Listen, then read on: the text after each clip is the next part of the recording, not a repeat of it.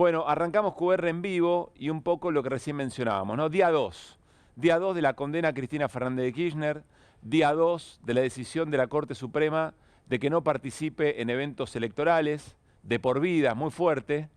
Día 2 y entonces hay piezas que se van moviendo. De eso que ayer decíamos, tablero pateado. Hay una imagen que me parece es la más importante del día y es esta que vamos a compartir a continuación. Es esta foto, o esta escena, este video, de dirigentes dentro del campo del movimiento nacional y popular, del peronismo, conviviendo muy cerca y dialogando. Ahí estaba Ricardo Quintela, que fue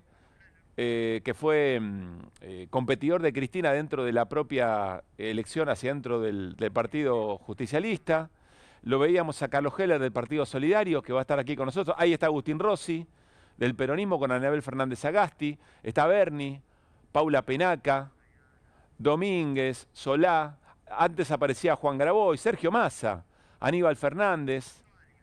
Allí está Guado de Pedro y Mariano Recalde. Es cierto, hay alguien que no está, que es el gobernador de la provincia de Buenos Aires, Axel Kicillof, que ayer estuvo en la casa de Cristina Fernández de Kirchner, ayer estuvo participando en distintas reuniones. Bueno, es una pregunta interesante, eventualmente, ¿por qué no estuvo en esto que fue tan emblemático? Insisto que ahora lo vamos a charlar con Carlos Heller y con Agustín Rossi. Otra cosa que ocurrió muy importante tiene que ver, bueno, esta foto, ¿no? De Ricardo Quintela, como les decía, adversario hacia adentro de la conducción del Partido Justicialista de Cristina Fernández de Kirchner, con todo lo que eso generó en su momento. En la casa de Cristina y en una reunión donde Quintela dice, yo sigo sosteniendo lo que nos enfrentaba en aquel momento, pero estoy acá, soy parte de este movimiento y eso ya pasó. Y ahora es otra historia. Y ahí está Quintela con Cristina Fernández de Kirchner. Pasó otra cosa también que tiene que ver con la acción de calle. Hoy se dieron cortes o bloqueos parciales a los accesos a la Ciudad de Buenos Aires, en Acceso Oeste, en Panamericana, en la autopista Buenos Aires-La Plata. Y ahí ocurre algo muy interesante porque parece haber una decisión de los próximos días. Ni siquiera podemos hablar de las próximas semanas o los próximos meses. De los próximos días, y hasta ahí nos da para tratar de entender qué es lo que puede pasar o qué lógicas van a imperar. Y son movimientos sociales, sindicatos, que evidentemente toman la decisión de generar distintos lugares de reunión sin avisar, para sorpresa incluso del propio gobierno y la fuerza de seguridad. Sorpresivas en algún punto, organizadas, pero sorpresivas. Y hasta donde entendemos y la información que tenemos es que cada día va a ocurrir algo para que mantenga esa efervescencia, es el salir a la calle, esa militancia movilizada alrededor de la figura de Cristina detenida o condenada o confirmada su condena, por lo menos hasta el momento en que Cristina se presente en tribunales o, ahora lo vamos a conversar, o que efectivamente la vayan a buscar. Lo que está esperando algún sector también de la política y de los medios de comunicación, la imagen de Cristina detenida en alguna celda, y después vaya a la detención domiciliaria. Ahora vamos a hablar sobre eso, porque tenemos mucha información, e Irina Hauser en un rato nos va a dar también algunos datos importantes de lo que ha ocurrido. En principio se volvió a rechazar, el presidente del tribunal que la condenó a Cristina, volvió a rechazar el pedido de los fiscales de la detención inmediata. Pero sin embargo, le mandó aviso al ANSES de la situación, como si estuviera dándole a algún sector de la política la idea de que algo podría pasar con las jubilaciones de las personas cuya condena está confirmada.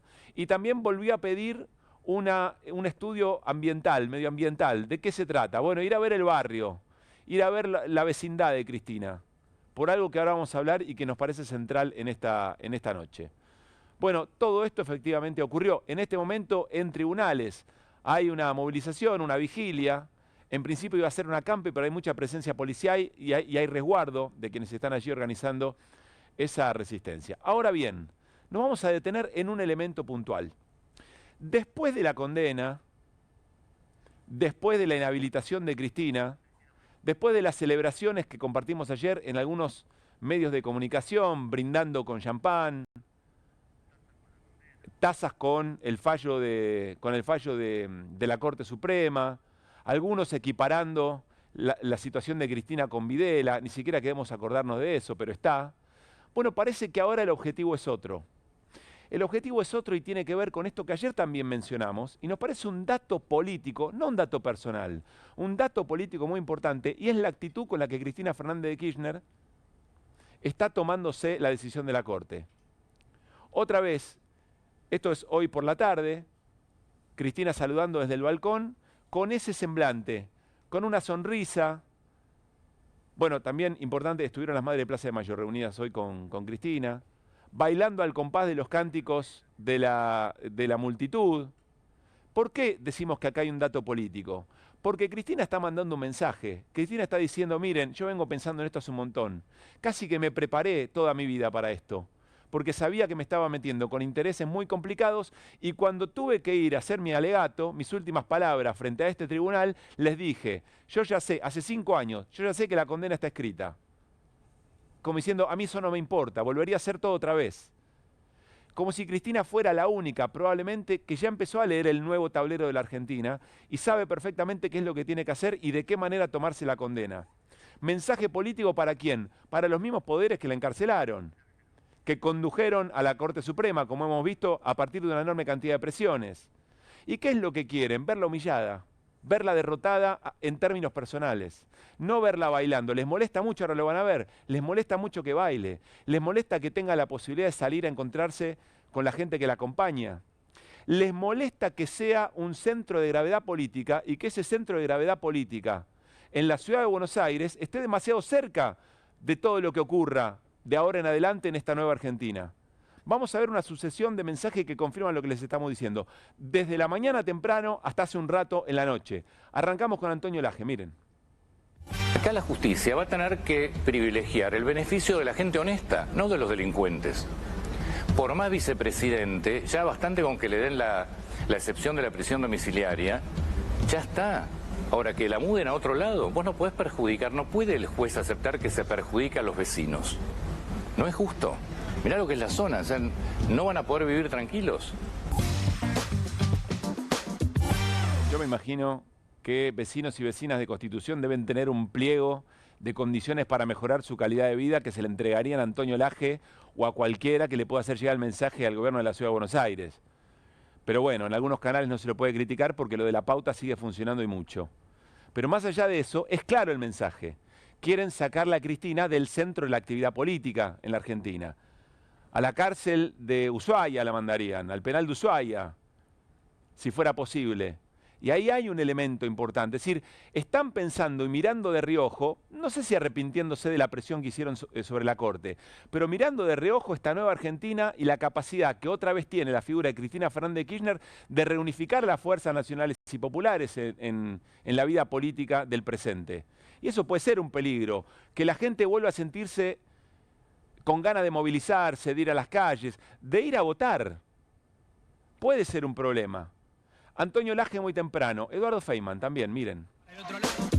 Es impresionante, la gente va a avivar a una ladrona, es una cosa muy impresionante. Y la ladrona sale al balcón, sale a saludar. Baila, contenta. Baila, contenta. Yo me la imagino por dentro mientras baila y saluda a la multitud, ¿no? O a los pocos que van, qué sé yo. Pensando por dentro, mirá cómo me les cago de risa a los de la Corte, mirá cómo me les cago de risa a Gorini y a los fiscales. Acá estoy bailando, divertida. Sí. ¿No es cierto? Sí. Y mientras la sociedad está viendo ese espectáculo bochornoso, ¿no? Bueno, Eduardo, a ver, en principio no estamos haciendo periodismo de periodistas, podemos discutirlo, si está bien o está mal. Nosotros no perdemos la elegancia en ciertas cuestiones, pero acá no estamos hablando de periodismo. Estamos hablando de un sector del poder en la Argentina que tiene su manera de expresar ciertas ideas y de interpelar a ciertos sectores de la sociedad.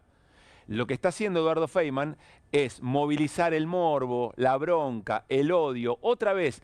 El mismo que consiguió para presionar a la Corte, lo vimos ayer con Irina, nos explicó perfectamente, la Corte no iba a decidir esto en este tiempo, en ese martes. Había un juez que estaba manifestando su intención de tomarse un poco más de tiempo. Vaya uno a saber si decidir otra cosa, pero la presión fue muy fuerte. Y entonces una convocatoria que nunca es de mediodía para la tarde en la Corte, de repente fue efectivamente para esa misma jornada y alinear a los jugadores. Entonces ahora la presión ya no es por la condena, ahora la presión es Por eso que decía Eduardo Feynman, para que no pueda mostrarse alegre, porque la lucha, si la lucha es alegre, contagia de otra manera, no es derrotismo, contagia optimismo. Es un mensaje político muy fuerte, es un manifiesto político, no de Cristina, de la política en general, el optimismo. Una sociedad derrotada, o un sector de la sociedad derrotada, que cree que no hay futuro, que cree que no hay destino, que todo está perdido, no se moviliza, no cambia las cosas, no transforma. Esto parece estar generando, por lo menos hasta ahora, todo lo contrario, y molesta. Entonces, ahora la presión sobre la Corte, porque lo que dice Feynman, ¿qué es? Cristina está pensando por adentro, miren cómo me burlo de la Corte. Y a la Corte le dirán, no se dejen burlar por la chorra, por la condenada. Y para eso necesitan presión social. Entonces van otra vez a buscar el odio, la revancha, la emocionalidad respecto de que a Cristina se la vea humillada. Paula Oliveto, en uno de estos canales también, candidata a legisladora porteña. Creo que no entró. Miren lo que decía.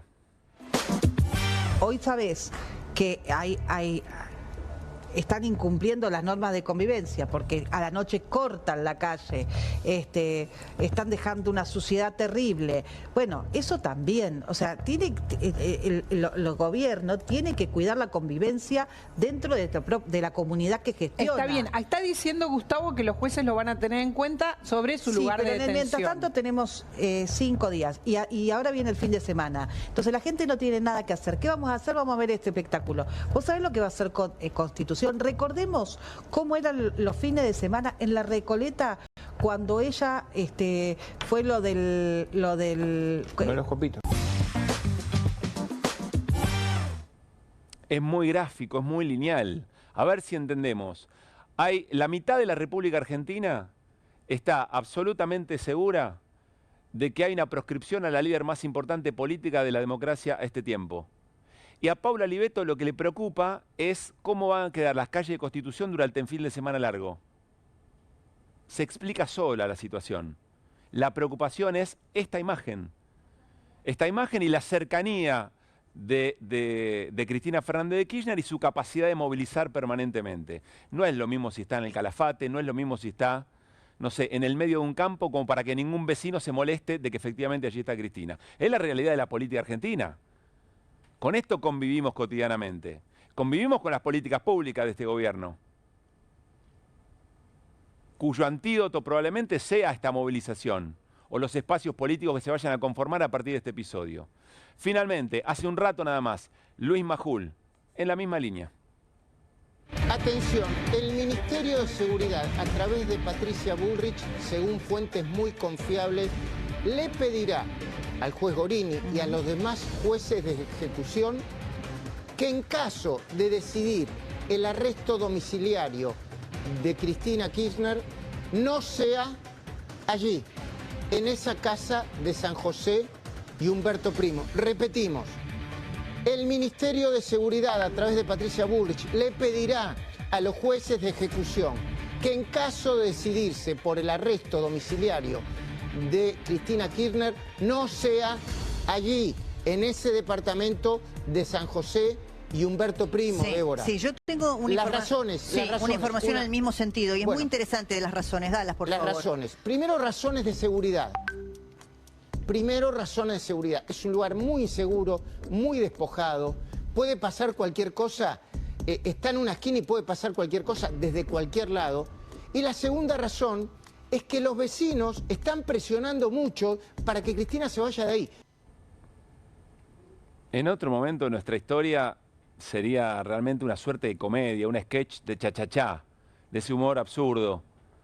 Pero es la realidad, es lo que está ocurriendo y esta es la pulseada en este momento. Bueno, vamos a ver qué es lo que ocurre. Da la sensación que hay un sector del poder en la Argentina que tiene un impulso de generar determinado tipo de acciones, determinado tipo de acontecimientos políticos, pero que después empieza a reflexionar sobre las consecuencias de todo eso y trata de controlar, de conducir algo que parece muy difícil que se logre conducir. Creo que se mencionó bastante en estas últimas horas, los ríos tienen su propio cauce, encuentran su propio cauce. Más allá de los obstáculos no se lo puede conducir de ninguna manera. Bueno, arrancamos poniendo el eje en este punto. Enseguida Agustín Rossi, enseguida Carlos Heller estuvieron en la reunión del Partido Justicialista y va a ser el centro de seguramente la primera parte de nuestro programa. Hernán Lecher, hoy dato de inflación, 1,5%. El gobierno grita gol, pero claro, convive con otros datos, con la continua baja del salario y con la destrucción de empleo. Es como si una cosa no pudiera leerse sin la otra, o mejor dicho, como si esa destrucción de empleo y ese pisar el salario en algún punto explica la inflación o la baja inflación. Y en algún momento la sociedad tendrá que hacerse preguntas sobre eso también. Arrancamos QR con las voces del día. Con un repudio claro a la proscripción, porque nadie se salva solo y porque la vieja solidaridad funciona, pedimos la libertad de Cristina Fernández y el respeto a los derechos del pueblo argentino. En el país de la libertad, carajo, no puedes discrepar, no puedes reclamar, no puedes hacer valer tus derechos. Y en el país de la libertad, carajo, hoy ya no puedes elegir. Acaba de iniciar una nueva fase de nuestro gobierno, el de la motosierra profunda, que va a remover capas geológicas de regulaciones. Va a haber venta de activos, licitaciones, privatizaciones, o sea, la forma en que acumulamos reservas la decide el gobierno nacional. Leche de Uruguay, naranjas de Egipto, fideos de Albania. Esto ya lo vimos. Hay una delegación acá a acompañar a los compañeros de Giorgalo. Nosotros venimos peleando contra los despidos. O sea, 110 despidos en el Hospital Posadas y el descuento de los días de huelga en el Hospital Garra. Y la presidenta que se va con la plaza llena de gente contenta, cantando, llorando, emocionada. Presa y de la Rúa, que se fue con la plaza llena de muertos, que no haya ni siquiera, digamos, que haya dicho, venga para acá, señor. Creen que la pueden tratar como un enemigo, lo que se llama el derecho penal del enemigo. Para evitar esos vicios, se acude a la Corte Interamericana. Comparar a Cristina con ese genocida. A proscribirla a Cristina han proscrito la democracia. Empezaron hace un rato a pedirle que se asomara al balcón y a esta hora cumplió. Cristina está haciendo una fiesta ahora. Yo pregunto, ¿los jueces no debieran ver esto y decir, no, esto no está presa? Panamericana, sentido capital. Vemos movimiento de gendarmería. Autopista Buenos Aires, La Plata. Estamos desde el primer día, vamos a quedar hasta el último día a acompañarla. ¿Y además del documento tienen planeado algo? No, eso no sé quién lo dijo. No está eso planteado en la CGT. Todos tenemos que bancar a Cristina, todo. ¿Dónde está la CGT? Los trabajadores ganan 2 mangos. Estamos en una democracia pintada porque esto es una dictadura. Yo se lo haría ya porque es lo que corresponde. 3 personas que no fueron elegidas por nadie, que tienen una situación vitalicia con un esquema monárquico, no pueden hablar en nombre de la República. Hoy tenemos en QR una mesa política de alto vuelo, con Agustín Rossi y con Carlos Heller, que estuvieron en la reunión del Partido Justicialista, ampliado, no solo en la sede del Partido Justicialista, y ya vamos a hablar con ellos. Saludo a Martín Granowski y Hernán Lecher. Buenas noches, ¿cómo le va? Te interrumpí la toma de agua. Perdón, sí. Mala decisión la mía de tomar justo al arranque, ¿no? Pero bueno. Bueno, a ver, Martín, ¿querías sumar algo respecto de la fiesta que está haciendo Cristina? Hay mucha preocupación, escuché en alguna gente, en pocos hay mucha preocupación sobre qué desastre el barrio de Constitución, qué desgracia que Cristina esté allí, qué desgracia que eventualmente esté presa allí. Nota de Clarín de hoy, ¿la podemos poner? A ver. Interesantísimo. Las casas de la calle Fíjate. donde Cristina Kirchner pidió cumplir su condena se revaluaron en un 10%. El inmueble sobre San José, donde la expresidenta vive desde que se mudó de Recoleta, está valuado en alrededor de $300.000, según inmobiliarias. El valor del metro cuadrado equivale a 1.500. Dicen que la zona cotizó en alza por la mayor presencia policial. Que venga a mi barrio. ¿Eh? Pará, no. Pero es positivo que haya esto lo contrario. O sea, ahora va a haber más seguridad. Claro, por eso se revaluaron. Exactamente. Se están revaluando las propiedades y van pocos días. O sea, no más palabras, señor Caruso. No, señor juez. Es insólito lo que acabamos de escuchar, entre otros, por ejemplo. Lo hablábamos hace 2 días acá. Sí, señor. La preocupación que tenían por la necesidad de la humillación de Cristina, que contrasta con Cristina bailando en el balcón. No lo pueden entender. Necesitan que Cristina esté llorando, arrodillada y dolida. Al punto tal de que le reclaman a los jueces, ¿cómo puede ser esto? Esto me parece inusitado, realmente Pero llamativo. según lo que nos contó ayer Irina, que en un rato nos va a contar algunas novedades, con todo éxito esa presión respecto del momento en que se decide la sentencia. ¿No? Fue muy fuerte lo que contó ayer Irina en ese sentido, con lo cual están haciendo lo mismo que ya hicieron y hay que ver si no tienen la misma suerte, ¿no? Es que yo creo que requieren de la humillación. Hoy, además, plantearon, entiendo que los fiscales, que Cristina podía perfugarse. Una estupidez fenomenal, y además le avisaron a la aduana que y a Cuba, además. Sí, ajusten los controles como si fuera que va a pasar por ahí y nadie se va a dar cuenta. Es una cosa realmente insólita que tiene un único objetivo, que es instalar o lograr que Cristina no tenga prisión domiciliaria eventualmente, ni que hablar con que siga presa, eso está claro, pero no tenga prisión domiciliaria, amedrentar al que va a la casa de Cristina. Cortar el mensaje político que le da, evidentemente. Es que es la humillación y es que no sea la jefa del peronismo. Son las dos cosas. Bueno, vamos a volver a esta imagen que nos parece la imagen del día. Es el encuentro en la sede nacional del Partido Justicialista con voces con presencias muy diversas dentro del propio peronismo, que tiene esa heterogeneidad, pero al mismo tiempo con otros espacios que no necesariamente son del peronismo y le dan a esto una suerte de idea de esquema multipartidario, de frente político organizándose en función de esta nueva realidad. Carlos Heller, muy buenas noches. Agustín Rossi, gracias por estar acá. Buenas noches. ¿Qué tal? ¿Cómo están?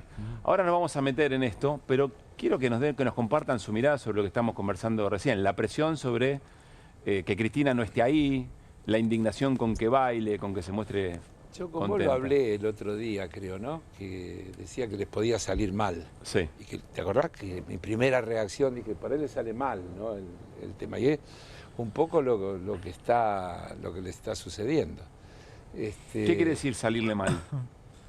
Bueno, que el objetivo es humillar, el objetivo es darle una señal al campo popular de que no se jode y que no hay que meterse con determinados intereses, porque ese es el tema de fondo, no nos engañemos. A Cristina no la están condenando por vialidad, a Cristina la están condenando por todo lo que se hizo en esos 12 años de gobierno, que modificó en parte, tal vez no lo suficientemente, pero modificó la estructura productiva, la estructura distributiva. Cuando ella habla de llegamos al 50-50, está diciendo algo. Yo vivo diciendo, todo en definitiva es por cómo se acumula y cómo se distribuye. Todo es por cómo se acumula y cómo se distribuye. Y es lo que permanentemente está en juego, es lo que todo el tiempo está en juego, los procesos de acumulación y los de distribución. Y esta gente indudablemente vino a quedarse con todo. Cuando plantean lo que plantean, están diciéndolo con todas las letras, es decir, eliminar el Estado y dejar todo en manos del mercado, que es el objetivo declarado del presidente de la Nación en su propuesta anarcocapitalista, significa dejar justamente en manos del mercado la apropiación de renta en la mayor proporción posible. Pero en función de esto, ¿por qué es importante que Cristina ni baile, ni cante, ni esté en el barrio de Constitución en la Ciudad de Buenos Aires? ¿Por quebrarle la voluntad, por intentar quebrarla? Y por dar la imagen de la quebrada. Fíjate una cosa, y lo dejo a Agustín. Lo primero que hicieron los fiscales es dirigirse al presidente de la Cámara objetando los 5 días. Lo primero que hicieron, antes que nada, antes que baile, antes que pase absolutamente nada, ni bien salió el fallo, que dijo, tiene 5 días para presentarse, salieron los fiscales famosos estos a decirle al presidente de la Cámara, no, pero queremos la detención inmediata. Sí. ¿Te das cuenta que no hay un tema de justicia, no hay un tema de nada que tenga, no hay un tema de riesgo, la estupidez de que se pueda fugar y todo eso? Hay una cosa, ninguno de los que estamos en esta mesa, ninguno es abogado acá. No. Pero hay una cosa que uno sabe ya, que es estar a derecho, como dicen los abogados. Sí.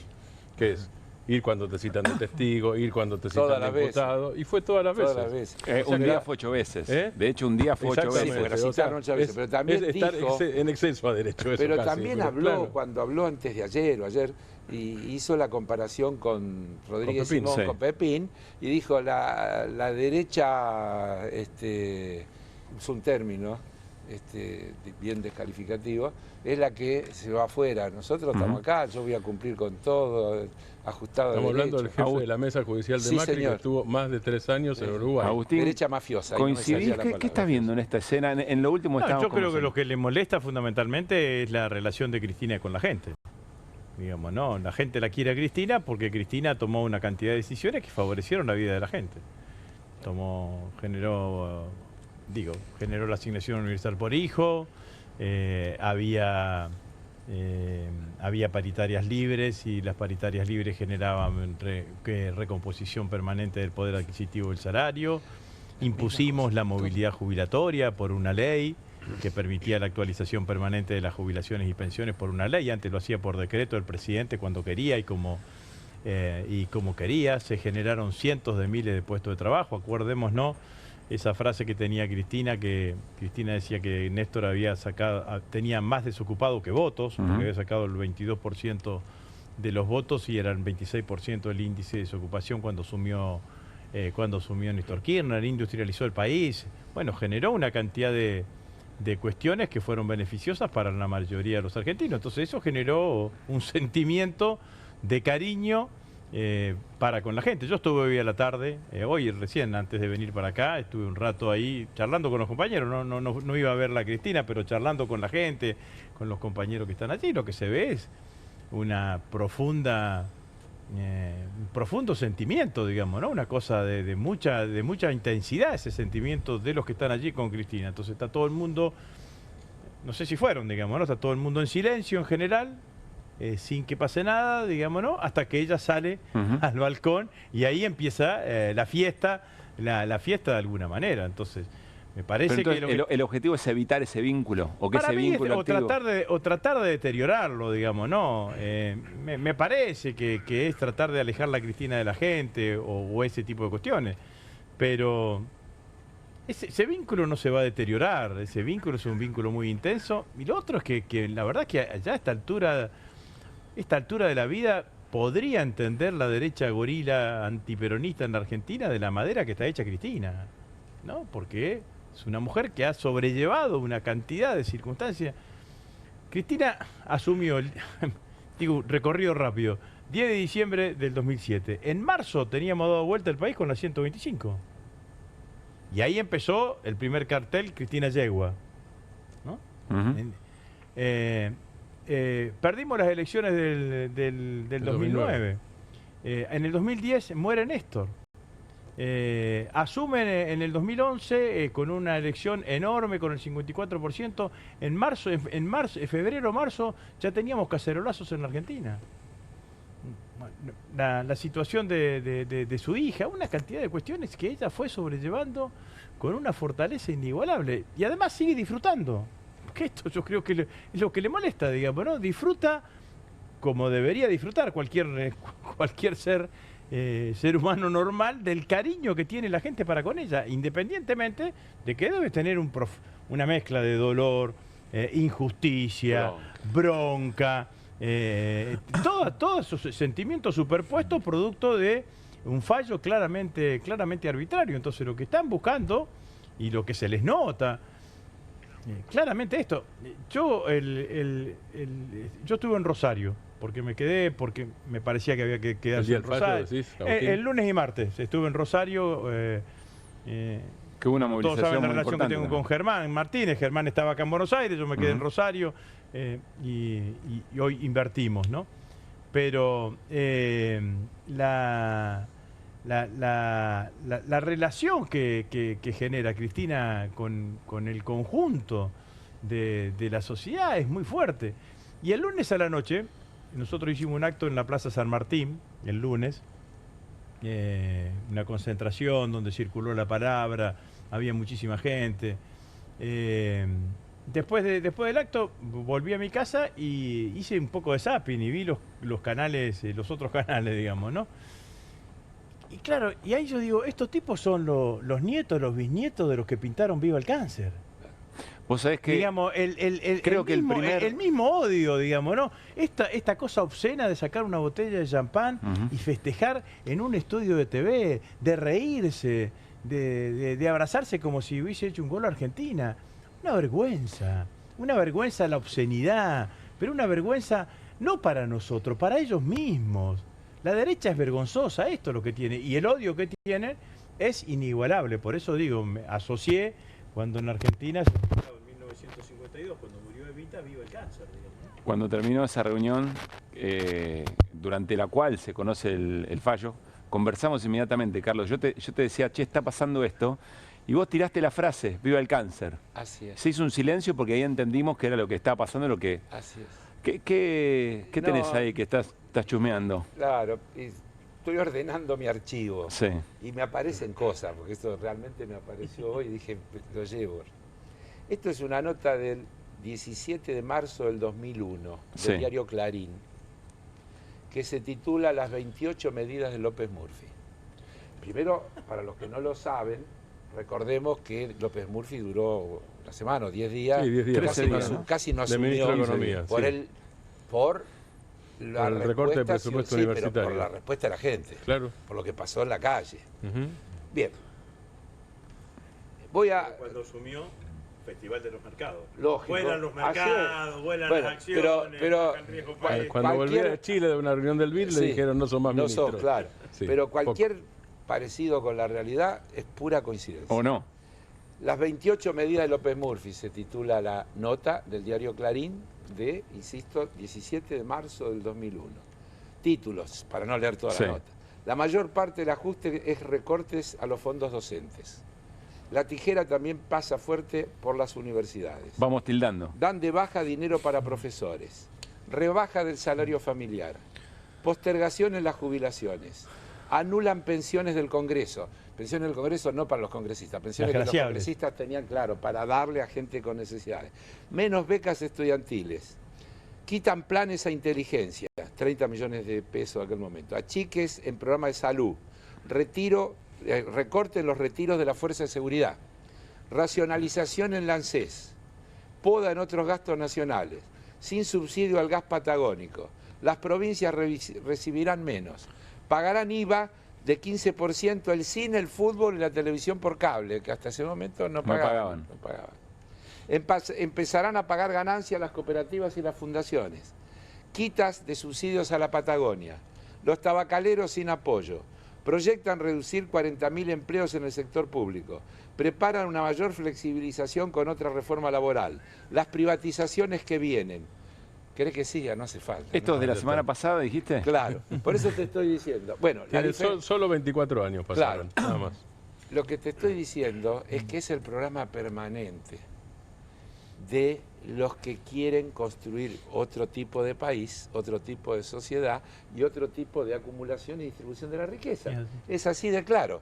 Entonces la diferencia con aquello es que en aquel momento la reacción popular no permitió que suceda. Y en este momento todavía este gobierno tiene la cuota de apoyo que le permite... Claro, debe ser un gobierno ya muy desgastado. Claro, que le permite darle sustentabilidad. Pero yo me aburrí de hablar de las 4M, la tablita de Martínez de Oz, la convertibilidad de él, ponerle el apellido que quiera. Sí, yo Menem Cavallo. Jorobar con la CM, pero no importa.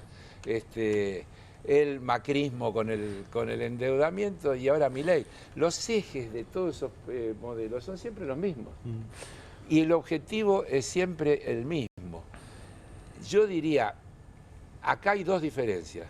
Que Milei lo dice brutalmente, soy un topo infiltrado en el Estado para destruirlo desde adentro, la justicia social es un robo porque le saca a unos para darle a otros, no es cierto que donde hay una necesidad hay un derecho. La justicia social es una aberración. La justicia social es una aberración y lo dice. Después están todo el entorno que disimula, dice, no, el problema son los ñoquis, el problema son esto. ¿Quién defiende a los ñoquis? Si hay un ñoqui en algún lado, que lo echen. Ahora, vos acordate cuando vino el recorte del presupuesto universitario, que era, querían auditarla, mientras tanto suspendían. Sí, el modus operandi fue el modus fue operandi mismo. es siempre el mismo. Quiero ir a la reunión de hoy, Agustín. ¿Por qué fue importante la reunión en el PJ con todas esas presencias tan diversas y qué salió de la reunión? Bueno, fue importante en primer lugar por la composición de la reunión, ¿no? Fue una reunión, como vos decís, diversa, dirigentes que habitualmente no participan de la vida del PJ. Y hasta antagónicos algunos, ¿no? Guillermo Moreno, Sergio Massa, Juan Grabois, y todos los dirigentes políticos que habitualmente estamos en el Consejo del PJ y los partidos aliados, ¿no? Carlos Heller, Martín Sabatella, estaba Leopoldo Moró. Bueno, me parece que es todo lo que representa hoy gran parte o una gran parte del campo nacional y popular. Faltaban los gobernadores que van a tener una reunión. Tienen otra reunión solamente pasó Quintela a saludar, que además, bueno, fue muy bien recibido porque se acuerdan que era con el que Pero Quintela es presidente del PJ de la provincia y en realidad estaban invitados todos los presidentes de los partidos provinciales. Sí, pero además... Digo, Quintela, como una particularidad. Después Quintela tuvo una reunión con Cristina. Así que el primer punto, la diversidad y la presencia de los partidos tradicionalmente aliados y por Zoom la mayoría de los presidentes de los distritos de las provincias conectados.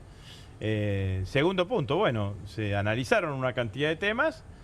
Hay un tema que es prioritario, que es Argentina con Cristina. Que es una consigna, que es Argentina con Cristina, y una fenomenal convocatoria que se decidió allí hacer para acompañar a Cristina el día que tenga que ir a Comodoro Pi a notificarse de su detención. Fenomenal es que se va a organizar eso cuando esté la fecha. Vamos a hacer una movilización masiva, que todavía no está definido el recorrido. Es probable que salga de la misma casa de Cristina hasta que Comodoro Pi, en donde esperamos una muy buena cabecera, en donde estén los dirigentes más representativos de nuestro espacio y esperamos muchísima gente que acompañe a Cristina a Comodoro Pi, como fue aquel 13 de abril, me parece, del 2016, cuando la citaron por primera vez a Cristina Comodoro Pi. Seguramente, yo imagino que va a haber muchísima gente, ¿no? Entonces, y después, bueno, dejar conformada un mecanismo de comunicación y un mecanismo de organización para ir organizando de aquí en adelante todo lo que tiene que ser la defensa de Cristina. La defensa de Cristina en cada uno de los territorios de nuestra patria, digamos, ¿no? Porque yo creo que esto es importante. ¿Eso con paro, sin paro, se habló algo? ¿Es con paro, sin paro? No, del paro no se habló nada, tampoco nos corresponde a nosotros. Eso es mañana. Con la CGT, eso será una decisión de la CGT. Había dirigentes del movimiento obrero que participan habitualmente de la vida del partido justicialista. Bueno, estuvo también Sergio Massa, me parece que no lo nombré, una presencia importante. Ahora, ahí hay una pregunta. Primero, Carlos, te quiero preguntar, porque no siendo del peronismo, como presidente del Partido Solidario, ¿qué significa esa reunión? ¿O cuál es tu valoración de la misma reunión?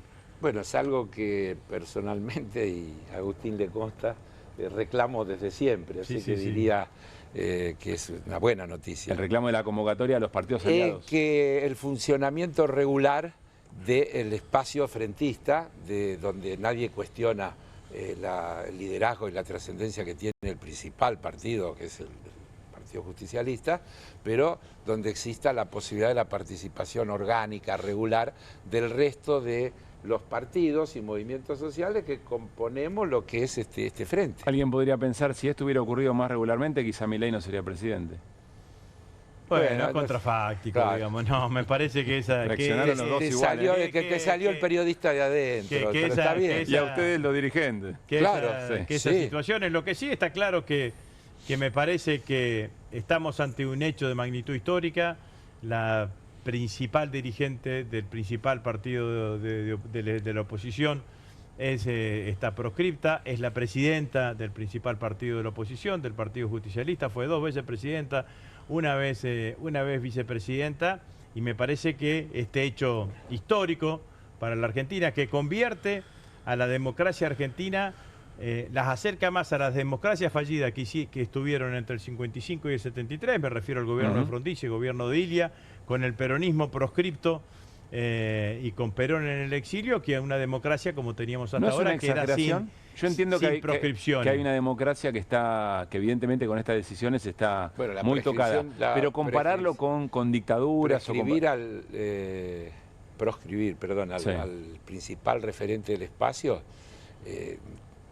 es una medida muy fuerte, ¿no? No estamos hablando de una cosa menor. Estás hablando de la presidenta formal del PJ, una líder indiscutible del espacio. Y ya candidata. Y ya anunciada candidata para las elecciones de la provincia de Buenos Aires.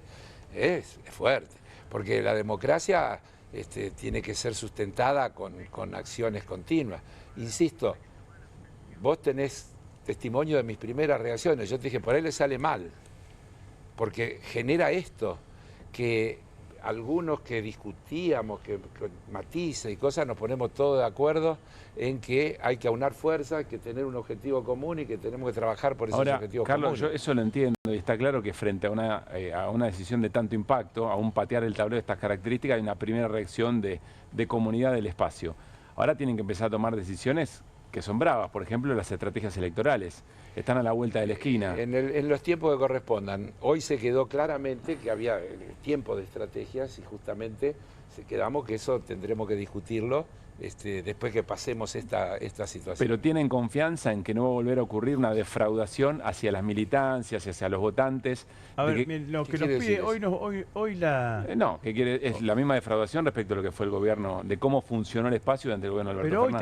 Pero hoy tenemos un imperativo, digamos, ¿no? Primero, la defensa de Cristina. Segundo, desde el punto de vista electoral, nosotros lo que tenemos que hacer es acumular en contra de Milei. Claro. Nosotros tenemos que tener diputados y senadores en donde correspondiese que vayan a frenar las políticas de Milei. Eso es lo que nos pide la gente. La gente te pide únanse para frenarlo a Milei. Yo, que antes que suceda este hecho, pensaba que la unidad era en el peronismo, en esta circunstancia, con este gobierno, no era una opción, sino una obligación. Ese imperativo hoy está claramente aumentado, digamos, ¿no? Cristina lo dijo en algún momento, ¿no?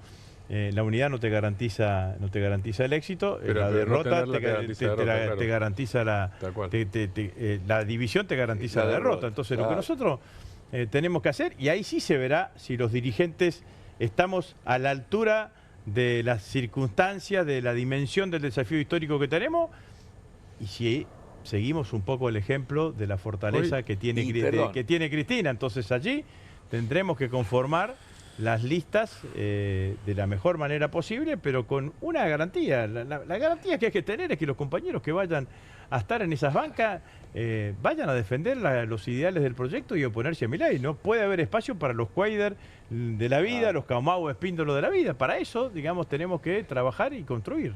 Iba a decir algo muy parecido. Casi siempre nos pasa. Pero como si hubieran trabajado juntos tantos años. Claro, porque en realidad el mayor problema que podríamos decir que ha tenido nuestro espacio es esto que acaba de decir Agustín. Los tipos que fueron elegidos con un mandato y terminaron actuando de otra manera, terminaron actuando al revés. Por ejemplo, como Jaldo. Por ejemplo. Pero Jaldo va a estar en el armado. Ayer se solidarizó con Cristina. No sé, no tengo idea si está invitado a la reunión, si va a ir, no tengo idea. Jaldo creo que es vicepresidente del PJ de la provincia, esos son problemas del partido, me superan, no me corresponde. Pero yo lo que quiero decir es que a veces en la batalla cultural se ha instalado como que la elección fue 70-30. Y quiero decir que nosotros en la primera vuelta nos faltaron 2,5 puntos y 7. 2,7 para ganar. Bueno, el balotaje, sin balotaje, claro. Sí. La decisión fue contundente de la sí, ciudadanía. Espera, en el peor escenario tenemos el 45%. Desastre, ¿no? El 45%, no el 14%. Sí. Por lo tanto, no es un disparate pensar que nosotros podemos aspirar a construir un espacio lo suficientemente amplio, pero al mismo tiempo lo suficientemente orgánico para garantizar que en una elección en el 2027 podamos ganar, pero además garantizar la continuidad y el apoyo y la sanción de las leyes que hacen falta y las reformas de fondo que hacen falta. Lo que vos decís es construir algo para ganar en primera vuelta en 2027. Claro.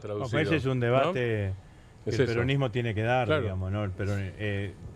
No sé si es el momento, pero el peronismo tiene que dejar de pensar de que hay que armar para ir al balotaje, para tratar de armar para ganar en primera vuelta, porque es más fácil llegar al 45 que al 50. Esto es así.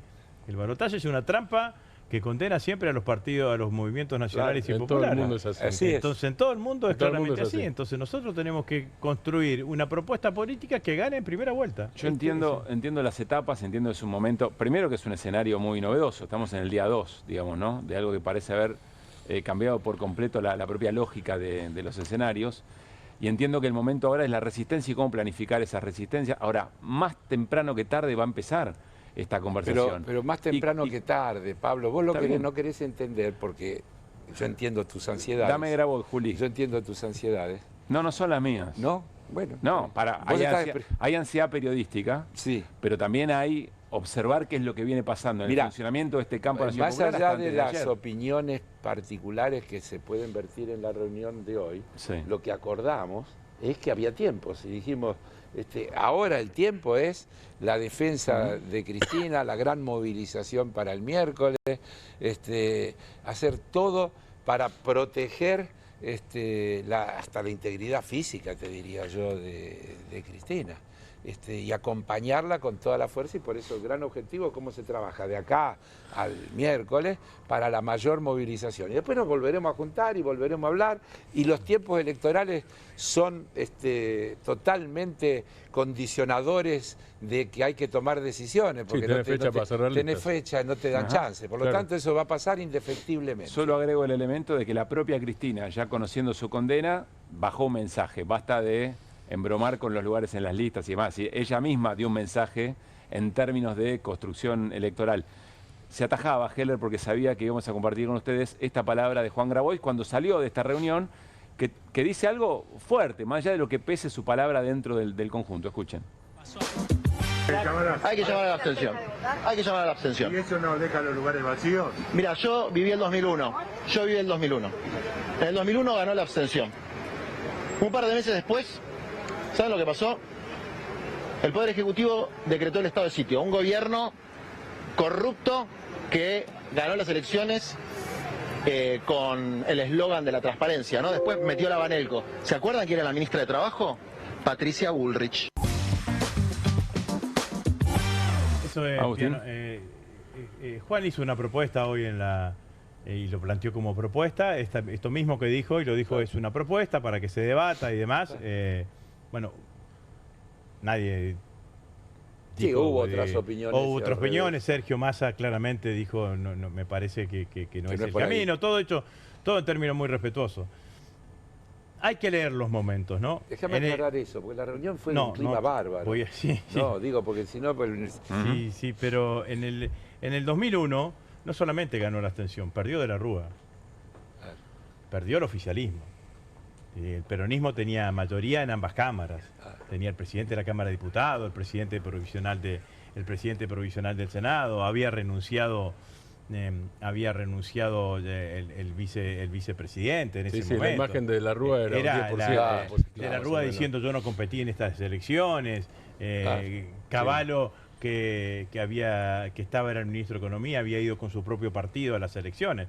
Ganó el peronismo abrumadoramente en todo. Entonces, el debilitamiento del gobierno de la Rúa no solamente fue por la decepción que estaba en la gente, que se expresó en la abstención, y más en esa elección se expresó mucho en el voto en blanco, digamos, ¿no? Sino también porque el peronismo ganó la elección.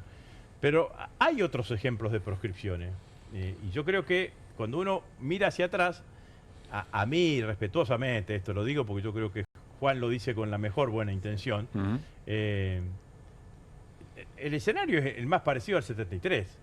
El peronismo no estaba proscripto, pero Perón estaba proscripto. Entonces, ¿qué hizo Perón? Diseñó una estrategia para ganar las elecciones y después quedar claramente con todos sus derechos políticos absolutamente habilitados. Bueno, me parece que eso es lo que tenemos que hacer. Y yo no lo interpreto a Cristina, pero yo supongo yo que el escenario que nosotros tenemos que construir con una líder de las características de Cristina, que ha demostrado que cada vez que piensa en términos de estrategia política, suele ser muy exitosas las estrategias políticas que construye. Bueno, entre ella y el resto del peronismo lo que hay que construir es una estrategia política que nos permita ganar las elecciones en el 2027. Pero además, y además tenemos, yo esto lo digo porque sé que no es lo que tengo que estar hablando, pero bueno, ya estoy, digamos, ¿no? Ya nos escribieron parte de la plataforma. Porque la primera medida que tiene que tomar el próximo presidente peronista es dejarla a Cristina en libertad. Hay mecanismos. Dejarla a Cristina en libertad. Un presidente peronista no puede gobernar un solo día con Cristina privada de su libertad y sus derechos políticos. Lo segundo que tenemos que entender... Esa misma va a ser la campaña de lo que sea en su momento el oficialismo. Sí, lo que sea, pero hay que decirle... Si ganan ellos, la van a indultar. Hay que decir la verdad. Lo segundo que hay que decir, y que nosotros tenemos que aprender, que gobernar con este Poder Judicial es al pedo. No podés gobernar con este Poder Judicial. Entonces el Poder Judicial hay que agarrarlo y decirle, ¡tic!, está hecho la basura. Y hay que hacer... Pero ¿cómo haces eso, Agustín? Necesita voto para eso. Bueno, no. Construir un nuevo poder judicial, que a mi criterio tiene que tener dos características. Primero, tiene que ser elegido por el voto directo de los jueces. Consejo de la Magistratura, que yo creo que fue... El voto directo de la gente. Los jueces con el voto directo. Vamos a hablar ahora con Subán Córdoba, con Gustavo Córdoba. El Consejo de la Magistratura, que fue hecho con la mejor intención, con los reformistas del año 94, para mejorar la selección y el control de los jueces, fracasó claramente, esto es así. El mejor ejemplo es cuando quisieron investigarlo, creo que al juez que estaba involucrado en la cuestión del agua escondido, se levantaron todos los representantes del Poder Judicial y dejaron sin quórum la sesión. Punto número 1. Punto número 2, hay que ponerle fecha de inicio y fecha de final. No pueden estar más de por vida. 5 años... Claro. 5 años con una reelección. Los mismos tipos que cuestionan la reelección. Termino con esto, Hernán. Para esto hay que reformar la Constitución. Claramente hay que reformar la Constitución. Bueno, entonces hay que ir con una propuesta de reforma de la Constitución. Pero tengo muchas preguntas. No, Dale, es interesante, me imagino que lo estás planteando como parte de una agenda de campaña eventualmente para el 27. Sí, porque obviamente. Si te votan, te tendrían que votar para eso. Pero, volviendo un poquitito más acá, pero en el mismo sentido. De cara a las elecciones, ahora de septiembre, por ejemplo, en la provincia de Buenos Aires, vos de Santa Fe, pero bueno, te lo pregunto igual por la provincia de Buenos Aires y para las nacionales. ¿Ustedes creen que los que encabezan esas listas tienen que ser los mejores representantes de Cristina? Estoy preguntando, no nombres, estoy preguntando el concepto.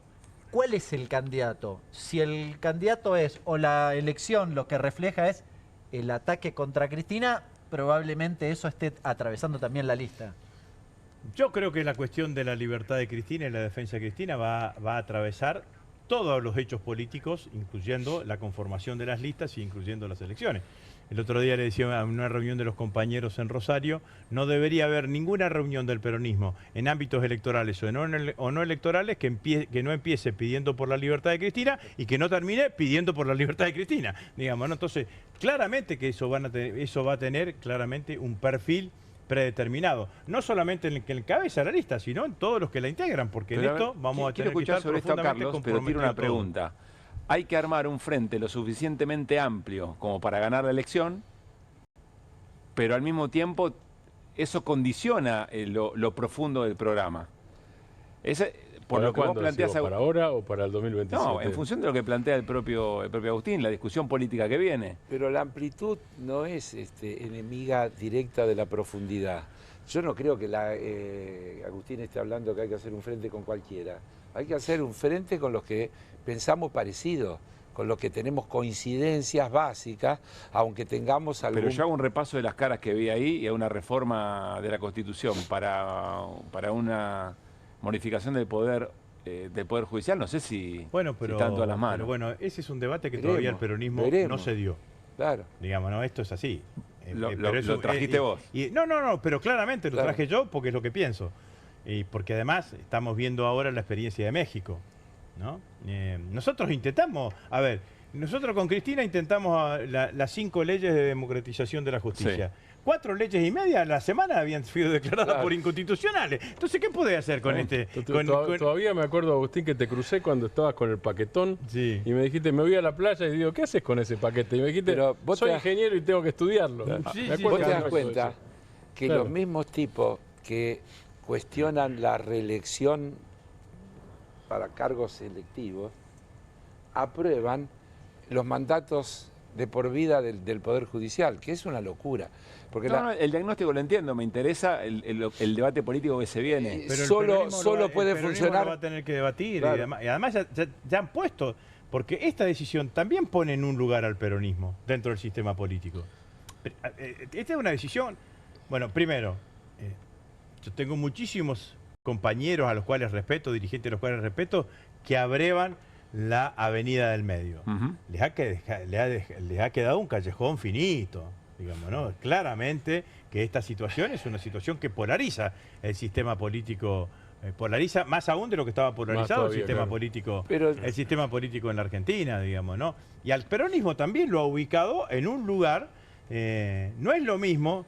Yo no sé quién lo dijo en algún momento, no es lo mismo el peronismo en la oposición que el peronismo oponiéndose y resistiendo. Entiendo. Oponiéndose y resistiendo, porque a vos lo que hicieron es utilizar el sistema democrático, institucional, de los cuales el Poder Judicial debe ser el más importante para sacarte de la cancha. Entonces, con las reglas que todos nosotros defendemos aplicadas por ellos, a vos te corren de la cancha. Entonces, es ¿Hubo un algo tema. hoy en la reunión en el PJ sobre el tema de esta Corte Suprema? ¿Alguna iniciativa se discutió, se trató? Pero si nosotros cuando éramos oficialistas les planteamos el juicio político, creo que hay que seguir planteando una cantidad de cosas y una cantidad de cuestiones. Pero y además, no podemos ni constituir la comisión de juicio político. Bueno, por eso te digo, entonces siempre es un tema de acumulación. No alcanza con tener razón. Tenés que lograr que una mayoría suficiente comparta que tenés razón y te apoye. Y si no, eso es la política. Cuando no lo logras, perdés. Perder no significa que yo reniegue de sentir que tenemos razón. Significa que no logramos convencer y que no logramos convencer lo suficiente y que tenemos que seguir trabajando más para convencer más. Hay que construir mayorías que estén de acuerdo con esto que estamos diciendo y que entiendan que pasa por ahí. Cuando Cristina dice el otro día, no vienen contra mí, vienen contra ustedes, vienen contra el pueblo. El ataque a Cristina es el ataque a los derechos de la gente. El ataque, Cristina presa, es el correlato de después de octubre mandamos la reforma laboral, la reforma previsional, la reforma impositiva, etcétera, etcétera. Reforma educativa. Venimos por todo. Y lo que nos falta requiere mayorías más amplias que la que tenemos y esperamos tenerla después de octubre. Y eso es política.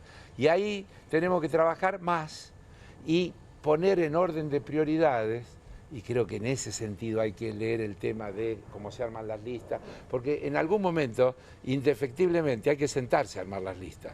Y en las listas tiene que haber un respeto a las distintas fuerzas que existen y una proporcionalidad, y eso en algún momento hay que hacerlo. Pero tiene que estar puesto en el orden de prioridades que corresponde. No puede ser el leitmotiv y el factor determinante. Entonces, primero pongámonos de acuerdo. Los que estamos de acuerdo que queremos ir para allá, y luego discutamos cómo armamos la lista. Y no al revés. No al revés. Carlos, Agustín, muchas gracias por haber venido. No, muchas gracias a ustedes. Para mí, Muy en amable. esto último, se adelanta un poco lo que va a ser la discusión política en la Argentina en breve tiempo. Seguro. Por eso me resultaba tan interesante darle unos minutos más. Recién Agustín Rossi mencionaba las consideraciones sobre el Poder Judicial. Gustavo Córdoba, a través de la consultora Subán Córdoba, es un trabajo muy interesante que salió publicado hoy. Hizo preguntas como, por ejemplo, las que vamos a compartir. Preguntó, creo que son 1.200 casos, si no me equivoco, en todo el país.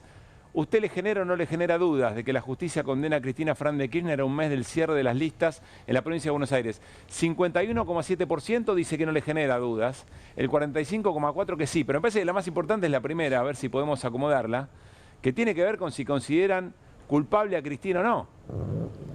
¿Usted cree que la justicia actuó de manera honesta, el 49%, deshonesta, el 46%? Estamos viendo una gran polaridad. A ver si podemos ubicar la primera consulta. ¿Considera que Cristina Fernández de Kirchner es inocente o es culpable? Culpable, 53%. Inocente, 40,8%. Lo interesante aquí es la polarización, que es la conclusión que en el mismo informe viene del propio Gustavo Córdoba. Hay otro dato interesante respecto de la división en términos generacionales, pero vamos a saludar a Gustavo Córdoba, está muy amablemente con nosotros. Gustavo, ¿cómo estás? Buenas noches. Pablo Caruso y el equipo de QR, saludamos. Pablo, equipo, un placer como siempre. ¿Cómo va? Muy interesante el trabajo. Arranquemos primero por esta polarización, si te parece, Gustavo.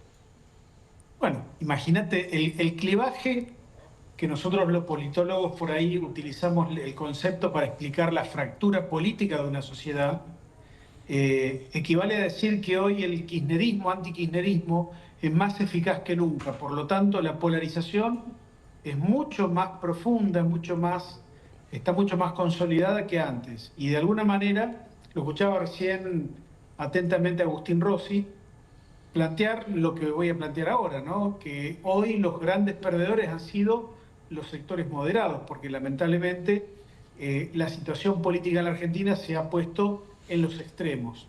Ahora, esto para mí es un desafío, ¿no? Porque el peronismo hoy tiene por delante una oportunidad, yo diría, como muy pocas veces en su historia ha tenido. Y creo que debería primar un poquito más la idea de examinar, diagnosticar un poco mejor el contexto, evaluar un poquito mejor a los distintos sectores que componen a la sociedad argentina, atento a que la representación política hoy está en asedio, ¿no? La representación política es la gran perdedora de la República Argentina desde que ganó Milei hasta aquí. Así que yo diría, el peronismo tiene todas las chances de armar una nueva hoja de ruta con una estrategia, ¿no? De cara a octubre y de cara al 2027, pero bueno, debe primar también la idea de un examen muy profundo de cómo está hoy la sociedad argentina. Martín y Hernán tienen preguntas. Martín. Vos decías, buenas noches, ¿cómo estás? Vos decías recién, el peronismo tiene una oportunidad. ¿De qué y en qué se traduce o cómo debería aprovecharla?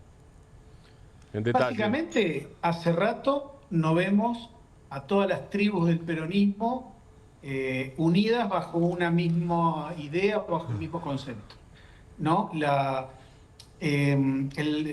cuestión esta de la Corte Suprema, que de alguna manera convalidó la sentencia de Cristina Fernández, ha mostrado a un peronismo, por lo menos en la búsqueda de ocupar un mismo lugar físico, que eso ya es una ganancia. Habría que aprovechar, el peronismo debería hacerlo, para empezar a hilvanar algunas cuestiones de estrategia política, pero fundamentalmente, cuando yo digo examinar o diagnosticar mejor, una parte del electorado argentino que es el votante joven, que es allí en donde, por ejemplo, la idea de la culpabilidad de Cristina trepa a porcentajes prácticamente mayoritarios. Pausa ahí, Gustavo. Pausa ahí, ¿no? Y veamos esa placa. Esa placa es muy interesante. En la pregunta sobre si Cristina es culpable o es inocente, se mantiene la polarización, salvo en la franja etaria entre los 16 y los 30 años, 71%.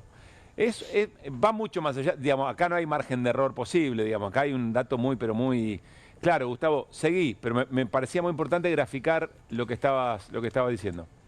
La política se ha tornado algo demasiado adultocéntrico y es como que el lenguaje, la narrativa, las palabras que utiliza no son entendidas por el segmento más joven del electorado. Por el contrario, Javier Milei, las nuevas derechas, por decirlo de alguna manera, tienen una narrativa mucho más pulida, mucho más digital, mucho más espontánea y fluye de otra manera. Entonces, creo que allí hay que poner un poco de la atención, porque vos podés armar una muy buena estrategia, pero no estás teniendo en cuenta esto que te digo de los jóvenes, y te estás perdiendo ni más ni menos que el segmento de votantes que hoy define una elección.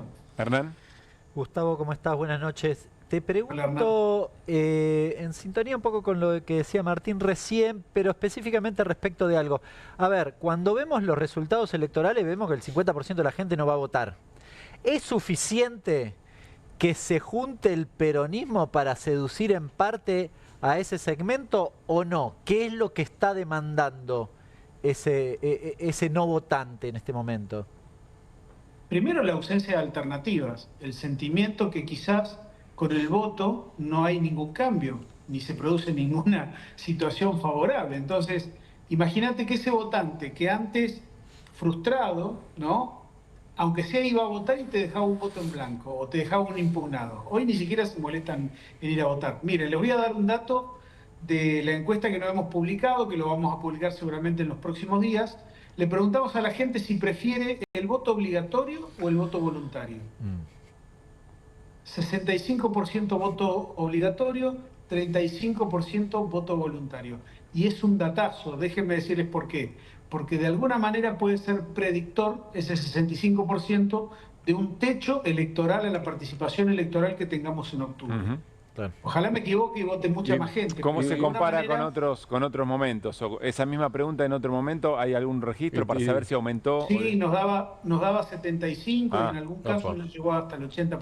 Y Gustavo, el 35, ¿lo segmentaron por edades? ¿Pudieron hacer eso? A ver si coincide. Lo vamos a hacer, ni bien lo tenga, te lo alcanzo, Martín, porque es un dato muy relevante. Sí, déjame decirte esto. Los ausentes en los últimos, las últimas elecciones que hemos tenido en distintas provincias, mayoritariamente son votantes que en el 21 optaron por Milei, en el 23 también, provenientes del peronismo, y en esta elección, por ejemplo, en la capital federal, quedaron en sus casas y fueron reemplazados por votantes del PRO. ¿Quién lo hubiera dicho? Claro. Es decir, hay una metamorfosis y hay señales muy concretas de distintos grupos de votantes que la política, y en este caso el peronismo, debieran tratar de indagar un poco mejor y de interpretarlas un poco mejor. A ver, Gustavo, recién Agustín Rossi dijo algo interesante. Dijo, con esta decisión, la Corte, los poderes fácticos, el poder económico, etcétera, lo que hicieron fue, de alguna forma, bueno, vos también lo sugeriste, la ancha avenida del medio quedó muy angosta, quedó un pasaje perdido en algún barrio, pero quiero preguntarte si eso habilita a pensar un endurecimiento de las propuestas políticas, o mejor, si este nuevo empoderamiento de Cristina, que venía muy cuestionada hacia dentro del peronismo, si logra que la idea que Cristina tiene en términos de acción política sea la hegemónica dentro de lo que va a ocurrir y eso puede cobrar mayor interés. ¿Entiende la pregunta? Sí, para mí, mira, debería tener mayor claridad, pero a partir de la idea de ponerse de acuerdo en algunos temas. Si el peronismo logra superar lo que fue el desgobierno del Frente de Todos, donde había tres sectores que no lograban nunca ponerse de acuerdo en algo, la señal que le darían a la sociedad argentina sería muy potente. Sabemos qué nos diferencia y sabemos qué nos pone de acuerdo. Entonces, allí el peronismo conseguiría, al menos transitoriamente, ser alternativa. Luego tiene que tener un plan económico, porque después de Milei yo debo decirles que hay algunas cuestiones que el peronismo va a tener que reformular, ¿no? Álvarez Agis es mi fuente para decir que el peronismo debe también allí modernizar un poco la mirada. Y por otro lado, déjenme decirles esto, las decisiones que se tomen hoy van a ser trascendentales, porque el tema de la justicia no es un tema más. El consenso democrático del 83 está roto, no existe más, y creo que este sería un buen punto de partida para que entre todas las fuerzas políticas, pero con la iniciativa del peronismo, se empiece a discutir nuevamente un consenso democrático, para decir, por lo menos, dónde está el cinturón y dónde no tenemos que pegar debajo del cinturón. Sí. Ponernos de acuerdo en el rol de la justicia, y esto que también planteaba Agustín, que nosotros lo medimos. Preguntamos si la justicia debiera ser electa a través del voto popular. Tenemos esa placa también. El 60% de la gente nos dijo que sí. Es decir, el 60%, repetí ese dato, Gustavo, y a ver si encontramos la placa. ¿Qué porcentaje cree que tendrían que ser electos por voluntad popular? 60%, con solo un 30% en contra. Y déjenme decirles que lo difícil es por allí hacer operativa a esa idea. Pero sí, hay un concepto que es bastante provocador. Le planteamos a la gente una frase para que dijera si estaba de acuerdo o en desacuerdo. Y le planteamos: en la Argentina somos iguales ante la ley. Y un 57% nos dijo que no. Solamente un 40% dijo que sí. A partir de este dato podemos entender que hay un sentimiento de necesidad de justicia, claro, pero no confiamos en aquellos que la administran, ¿no? Ese es el tema central por el cual el tema justicia debiera estar en un nuevo consenso democrático. La última, Gustavo. El gobierno ¿está contento con la decisión de la Corte o está preocupado con la decisión de la Corte? Yo creo que está disimulando que llegó tarde, que está improvisando, que nadie le avisó. Me parece que el gobierno había elegido a Cristina como rival y de pronto se encontró sin rival, necesitando actualizar su hoja de ruta, ¿no? Me parece que allí el gobierno paga un poco el costo de haber querido nombrar por decreto a 2 jueces de la Corte Suprema, que eso generó cierto malestar en la relación de la justicia con Javier Milei. Así que bueno, nada, creo que el gobierno está, digamos, pendiente de otras cosas y en esta se le escapó la tortuga. Gracias, Gustavo, como siempre, gran trabajo, muy interesante. Gracias, chao, chao. Bien, Gustavo Córdoba. Nos vamos a cambiar levemente de tema, o más o menos, porque detrás de todo esto, esta reconfiguración de la política, está la discusión respecto de las políticas de gobierno, digamos, ¿no? Hoy un dato muy importante, el dato de inflación que el gobierno celebró hoy fuerte, 1,5%, corresponde al mes de mayo. Y claro, es un número, por supuesto un dígito, que el primer dígito sea 1, es un dato, objetivamente es un buen dato, Hernán. Sí, hay que remontarse probablemente a la época de la pandemia para encontrar un dato de esta magnitud. Obviamente el gobierno está recontra festejando. Permíteme decir una cuestión más de índole conceptual. Sí. Este logro, ahora vamos a debatirlo, analizarlo un poquitito, pero este logro el gobierno lo obtiene a contramano de su propio argumento. ¿Por qué? Porque nada de lo que explica esta inflación tiene que ver con un fenómeno monetario. Ninguna cosa. Que me lo cuenten como quieran, pero básicamente su diagnóstico fue otro, bastante más parecido al del peronismo. Después habrá hecho cosas, pero bastante más parecido en el sentido de que tiene un problema detrás de costos. Ahora en un ratito te voy a decir cuál es la razón principal de este número, pero no te lo quiero adelantar. No spoilee. No te lo quiero spoilear. A ver, bueno, el cuadro. ¿Por qué te traje esto? No es un cuadro que yo suelo mirar demasiado cuando sale el dato de inflación, pero en este caso es bastante ilustrativo. Por tres datos. El primero es este. ¿Ves bien, no? Menos 2,7. ¿Cómo menos 2,7? ¿Qué hay ahí? ¿Pero qué es por categorías? ¿A qué se refiere? Estás hablando de los estacionales. Ah, perdón. La palabra está abajo. Sí, bien. Estás hablando de los estacionales. Menos 2,7. ¿Qué tenés? Frutas y verduras, sobre todo. Te dio... las frutas te dieron menos 17%. Se bajaron y las los precios. verduras, menos 8%. Por estacionalidad. ¿Qué son los estacionales? Son productos que en determinado momento del año suben o bajan de precio. ¿Por qué? Y bueno, en el caso de las verduras y las frutas, porque hay más oferta o menos oferta. Claro. En este caso hubo mucha más oferta, suele haber en este periodo de los productos que consumimos habitualmente los argentinos y el precio tendió a bajar. Con lo cual tuvo un ayudín fantástico. Muy significativo porque dio prácticamente menos 3. Muy significativo. Si solo tomo frutas y verduras, recién te decía los precios mayoristas, los precios minoristas me dan en promedio menos 10. Y tiene un impacto fuerte en el nivel general. Y, lo claro, tracciona para y abajo. sobre todo, ¿sabes en qué? En un dato que también festejó el gobierno, que fue la canasta básica alimentaria. ¿Por qué? Porque la canasta básica alimentaria, que es una especie de canasta de pobre, comen mucho más frutas o verduras, o tiene un ponderador mucho más alto de frutas y verduras. Claro, que bajó todo Y de eso. hecho la CBT se ve beneficiada, la canasta básica total, porque se calcula, alguna vez lo explicamos acá, de manera indirecta a partir de la O sea que eso es, Hernán, el índice mandarina acá sería eso. Bueno, que es más barata que el durazno, obviamente, fruta contra fruta y por supuesto que la carne. Claro, te anticipo, va a bajar la pobreza con ese dato. Claro. Bien, después podemos discutir metodológicamente qué significa. Uno que está del otro lado me dice, Hernán, no está pasando eso, en la calle es imposible Bueno, pero sostener eso. esa es la medición. Chicos, metodología. IPC núcleo, fíjate, le dio alto en relación al dato que Núcleo vimos de era inflación. sin estacionales y sin regulados. Sí.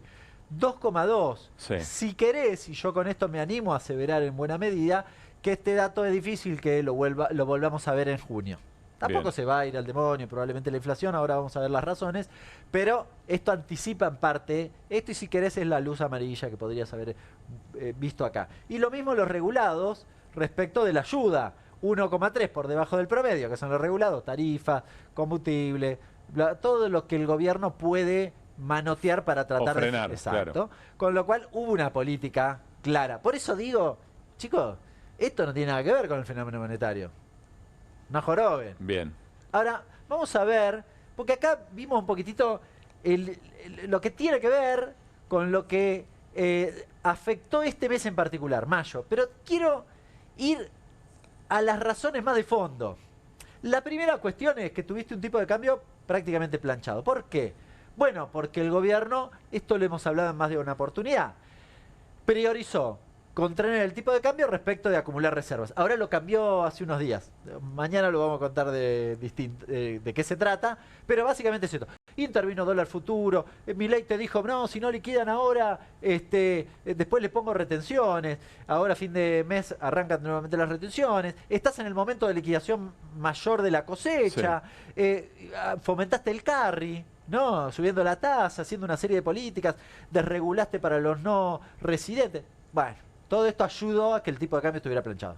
Bien, pero acá, yo lo vengo sosteniendo, tienen un problema fenomenal en términos cambiarios. Este es un punto difícil de sostener en el mediano plazo. No lo digo yo, lo sostiene medio el mercado. Lo mejor que le podría pasar es llegar así hasta octubre, hasta es que el único objetivo es ese. Bien. Y puede estudiarse un poquitito más, pero ahí tenés un problema que en del algún modelo, momento, bien. Del modelo. La carne, esto es un dato del mes, no subió. Dio 0% en términos de promedio en el mayorista. El minorista debe haberse movido más o menos igual, con lo cual también te ayudó. Frutas y verduras, lo que decíamos, negativo. Este es el eje central. El consumo no repunta. Ahora lo vamos a ver en la placa que sigue, pero hay un topeo al salario. Ahora te lo voy a contar. Y finalmente, el topeo a los aumentos de tarifas, medicamentos prepagas regulados, y agregarle la nafta, que en el mes de mayo tuvo una reducción en la práctica del 2%. Bien. Compensó los aumentos de transporte público. Y vamos finalmente a la última, que para mí, te lo decía, no te lo quería adelantar recién, pero el eje central es que nadie compra nada. Yo te pregunto, a ver, esto es intuitivo, el que está del otro lado. Si vos tenés un comercio, un boliche, y no te entra nadie, ¿no? Lo tenemos ahí a Martín vendiendo, no sé qué, alguna cosa, copas. Y copas. No entra nadie a comprar. ¿Martín aumenta el precio? Más bien lo contrario. No tiene mucho sentido, y ¿no? si pago alquiler por el local, tengo que cerrar rápido, que es la otra cosa. Bueno, claro. Eso también se está viendo. Sí, claro. Ahora, en la práctica, el problema, o el eje principal, el corazón de la cuestión, es que el consumo claramente no repunta, con lo cual no hay ninguna Ahora, perdón que te interrumpa, motivación. Yo bajo el precio de las copas. Y por para ahí, vender más. Para vender más. Si nadie tiene aumento de salario real, si nadie tiene aumento de ingresos, ni formal ni informal, aunque lo baje, hay un punto que no voy a vender más. Sí. Puede ser que venda un poquito más, pero no voy a tener explosión de consumo. Y te lo vinculo con algo que les decía antes. Eso es muy importante, pero además te agrego un tema. Es difícil que vos bajes mucho, por lo que dijiste vos mismo, el alquiler, los servicios. ¿Cómo hago?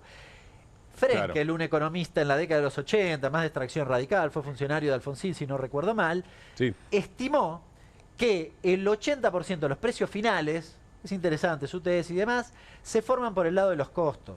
Con lo cual hay una resistencia a la baja vinculada a que si no me entra nadie, pero la copa me cuesta 100 pesos, yo no la puedo poner 80. No puedo. Va a valer 100 más un poquitito más. Algo tengo que ganar. Fin. Bueno, acá está. Que en realidad lo que está diciendo es que pisar los salarios es uno de los elementos para sostener a la baja la inflación. Sí, en realidad Frenkel no lo habla tanto por los salarios. No sé si Frenkel, pero el gobierno no habilita mayor paritaria por ese riesgo. Sí, definitivamente. Definitivamente, con lo cual está medio atado de pies y manos. Pero es interesante interesar que el truco de la inflación sea que nos pisen los salarios. No es poca cosa entenderlo, comprenderlo, hacerlo conciencia. Y esto es muy importante, Pablo. ¿Por qué? Porque vos decís 1,5. ¡Oh, qué genio que somos! ¿Cuánto se mueve la paritaria? 1%. Claro. Me cagaste, perdón el término. Sigo perdiendo. ¿Se entiende? Y por eso te traje este gráfico que estamos viendo acá. Porque ¿sabés qué? Salió hoy otro dato. Salió el dato de empleo.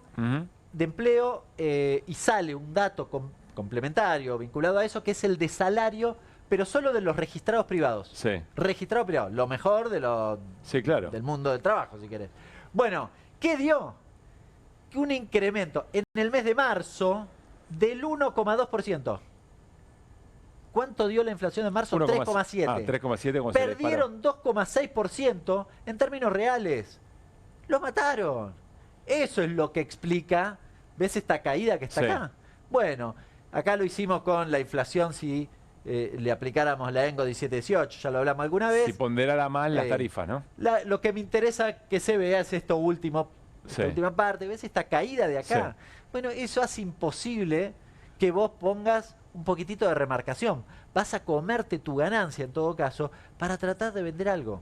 Esto es lo que estamos viendo en términos inflacionarios. Insisto, en junio es difícil que tengas un 1,5, pero no se va a disparar, salvo que tenga el tipo de cambio, pero el gobierno ha hecho todo para que no se te escape, pero no se te va a disparar porque no hay forma, porque esta curva, con salarios anclados, hace que la gente no compre más. O sea, la pregunta es, esta inflación, que la inflación siempre en la Argentina es un gran trauma, ¿no? Ha sido muy... domestica mucho el comportamiento y la mirada y la valoración de las cosas, pero en definitiva lo que está ocurriendo es que ese 1,5 que el gobierno festeja empieza a hacernos pensar sobre cuáles son los costos o cuáles son las razones por las cuales, qué cosa de nuestra vida cotidiana se ha modificado a la baja para sostener ese 1,5% que mostramos en la portada. Bueno, enseguida hablamos un poco más de salario y de empleo. Viendo el contexto, no solamente el número, uno no debería festejar esta inflación, este número, este índice de hoy. Bueno, para el gobierno sí es un gran festejo. Uno, no el gobierno. Bueno, uno tiene que fijarse su paritaria, ¿no? Claro. Yo digo, el sector público al 0%, el sector privado no te homologan ninguna paritaria por arriba del 1%. Nadie le ganó. Claro. No sé, algunos gerentes, algún gremio por ahí, nadie le ganó. Con lo cual el 1 es como una especie de victoria pírrica, diría yo, ¿no? Este 1,5, Claro. qué bien, pero no me sirvió. Claro. Uy, qué lástima. Gracias, Hernán. Bueno, nos vamos a ir a una tanda. Al regresar vamos a conversar con Irina Hauser. ¿Qué novedades hay en torno a cuándo tiene que presentarse Cristina? ¿Se presenta Cristina o la va a buscar la policía? ¿Qué policía? ¿Y qué es lo que ha respondido el presidente del tribunal que la condenó a los pedidos de los fiscales respecto de una detención inmediata? ¿Dónde va a alojarse si le otorgan la prisión domiciliaria? Todo eso lo vamos a charlar con Irina Hauser en un rato nada más. Y acaba de ocurrir algo en el mundo que conmociona, que es un ataque de Israel a Irán. Lo vamos a charlar con Martín Granowski, porque evidentemente, y más allá de nuestra propia coyuntura, es un dato geopolítico muy, pero muy importante. También es una suerte de patear el tablero. Todo eso después de la tanda. Estamos con Mimuni, nuestra herramienta digital de atención ciudadana para solicitar turnos, realizar trámites y gestionar reclamos de manera ágil y cercana. Descárgate la app o chatea con nosotros por WhatsApp a través de 11 52 38 68 64. Las 24 horas del día. También podés acercarte a cualquiera de nuestros puntos Muni de lunes a viernes de 8 a 18 horas y los sábados de 9 a 15 horas. En Pilar seguimos acercando el Estado a todos y todas las pilarenses. Pilar presente con futuro.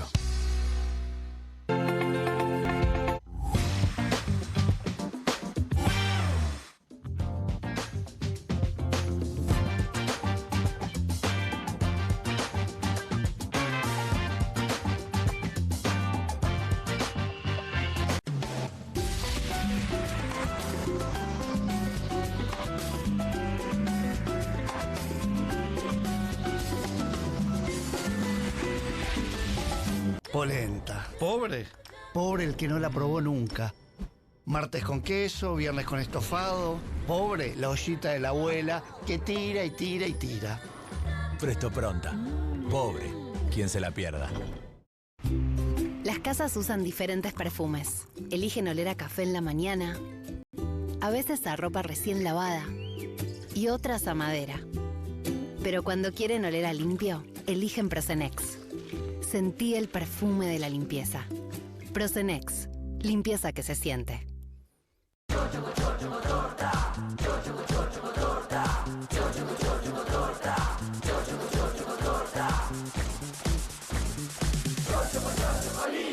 Chocolinas cumple 50 años. Sigamos festejando juntos.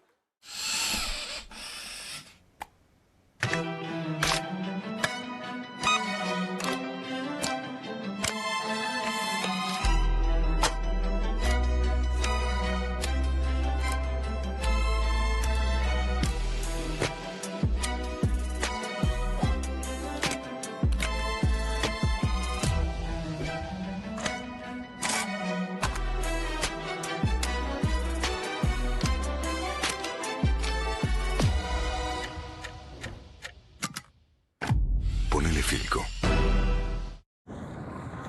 ¿El dolor de garganta arruinó tu día? Confía en Strepsils para darlo vuelta. Su doble efecto actúa de manera local, aliviando el dolor y la inflamación en tan solo 2 minutos. Y con un efecto duradero de hasta por 4 horas. Decile chau al dolor de garganta con Strepsils. Que alguien traiga el postre, ¿no? Que alguien saque la Kofler de la alacena, que me muero de ganas. Galletitas, bonobón y chococofre de bandejita copada. No te mueras de ganas de comer de postre las Choco Cookies de Kofler. 1, 2. Bueno, dale, arranca. ¡Pará! ¡Mike! ¿Van a hacer el video con el inodoro con manchas de sarro? Pero si siempre uso lavandina. Eso no lo remueve. ¿Por qué no probás limpiando con Harpic? Que llega a los rincones más difíciles, eliminando por completo el sarro y desinfectando. ¡Vamos! Para cualquier desafío que te dé el inodoro, nada mejor que Harpic. No te compartas los datos del celu. ¿Salís? Conectate al ahorro. Con Telecentro Wi-Fi prepago podés tener el giga más barato para usar internet fuera de tu casa. Conseguilo en Mercado Pago y disfrutá 10 gigas desde 699 pesos. Telecentro, conectando con vos. Bienvenido a todo Latinoamérica. Caras TV llegó a DirecTV, el canal de las celebridades. Entretenimiento exclusivo las 24 horas del día. Más Caras, con la conducción de Héctor Maugeri. Red Carpet, Caras News, Caras Realeza. Caras Fashion, Caras TV. Llegó a DirecTV. Contenidos exclusivos para toda Latinoamérica. Estudia en la Facultad de Comunicación y en la mayor redacción de América. USBA, Universidad del Sur de Buenos Aires. La Universidad del Grupo Perfil. Licenciatura en Comunicación Periodística. Licenciatura en Comunicación Institucional. Títulos con reconocimiento oficial y validez nacional. Inscribite a las reuniones informativas en universidad@perfil.com. Aprende comunicación dentro de un medio de comunicación. USBA, Universidad del Sur de Buenos Aires.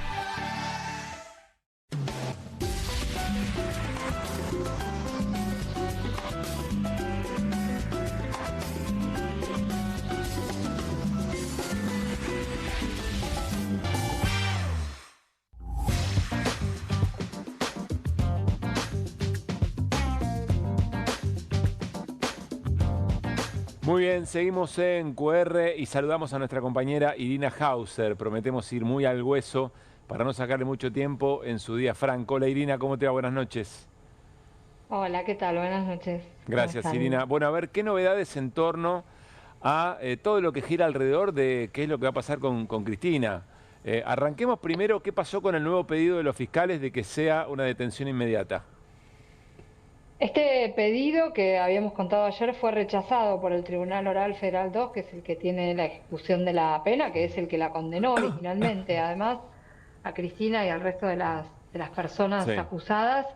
Ellos rechazan este planteo que hacen los fiscales por varias razones, pero entre otras le dicen, ustedes están planteando que hay un peligro procesal que no explican. El único peligro procesal ante una condena podría ser el de fuga. Claro. Y la verdad es que, bueno, en este caso es como todo un absurdo, ¿no? Sobre todo tratándose de Cristina Fernández de Kirchner. Esta respuesta la firman los 3 jueces que integran el Tribunal Oral, a diferencia de lo que se viene diciendo hasta ahora, que lo firmaba solamente Jorge Gorini. Bueno, como diciendo, basta con esto, ¿no? Claro. Como poniendo el límite con eso. Aún así, sacaron otra serie de decisiones que alimentan un poco la malicia de las interpretaciones, porque vos viste que por estas horas y por estos días hay como, bueno, más presiones, ¿no? Presiones para que no le den la domiciliaria, presiones para que la detengan rápido, bueno, desde varios medios de comunicación. Incluso cada cosa que hace el tribunal tiene una interpretación así medio amañada. Por ejemplo, el Tribunal Oral dispone en una de sus resoluciones que sea la Policía de la Ciudad de Buenos Aires la que en el momento en que se presenten tal como fueron citados en plazo de 5 días hábiles, que sea la que ejecute las detenciones, ¿no? Y eso fue leído hoy por algunas personas como que estaba ordenando las detenciones directamente.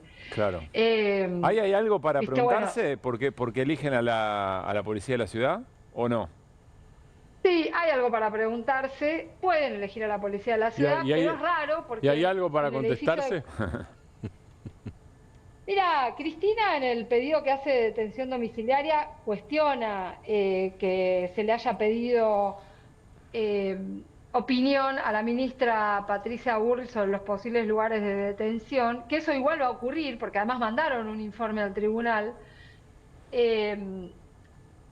diciendo que ella es una persona que está relacionada con uno de los imputados en la causa sobre la autoría intelectual del atentado en su contra, ¿no? Como que no es alguien ajeno, Patricia Bullrich, a las cuestiones que le vienen, de persecución que le vienen pasando a Cristina. Claro.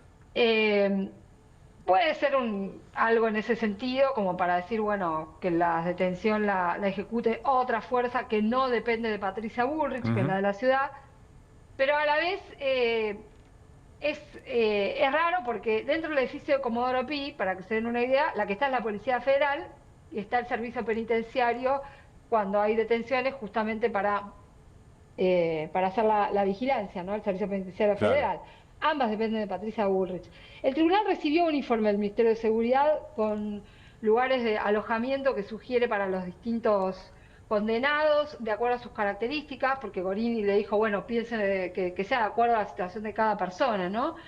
Y ese informe lo mantienen en secreto, no lo quieren dar a conocer. O sea, no sabemos qué le dijo, qué le recomendó Patricia Bullrich al tribunal para Cristina, eso no lo sabemos. Ni para Cristina ni para nadie. Está bien. Pero esto sí dio lugar a especulaciones, vos podías leer hoy en algunos portales que decían, y bueno, en el gobierno dicen que la van a mandar al hospital penitenciario, ¿no? Ese tipo de cosas. Por eso te digo que hay eso mucha... es Ezeiza, ¿no? Claro, exactamente. Por eso digo, hay mucha presión también para que se tomen medidas ¿Y qué dice? exageradas. Vos perdóname, Irina, pero a mí me interesa Hauser, no me interesa el resto. ¿Vos qué decís? ¿Qué va a pasar? Bueno, yo digo porque estas son las cosas que crean un clima, ¿no? Como se hizo antes de la sentencia. Bien. Sí. Físicamente, ¿cómo es? Cristina sale de donde está ahora, en San José y Humberto Primo. ¿Hacia dónde? Sí. Pará, yo tengo una pregunta anterior. Bueno. ¿Cristina va o la van a buscar? No va.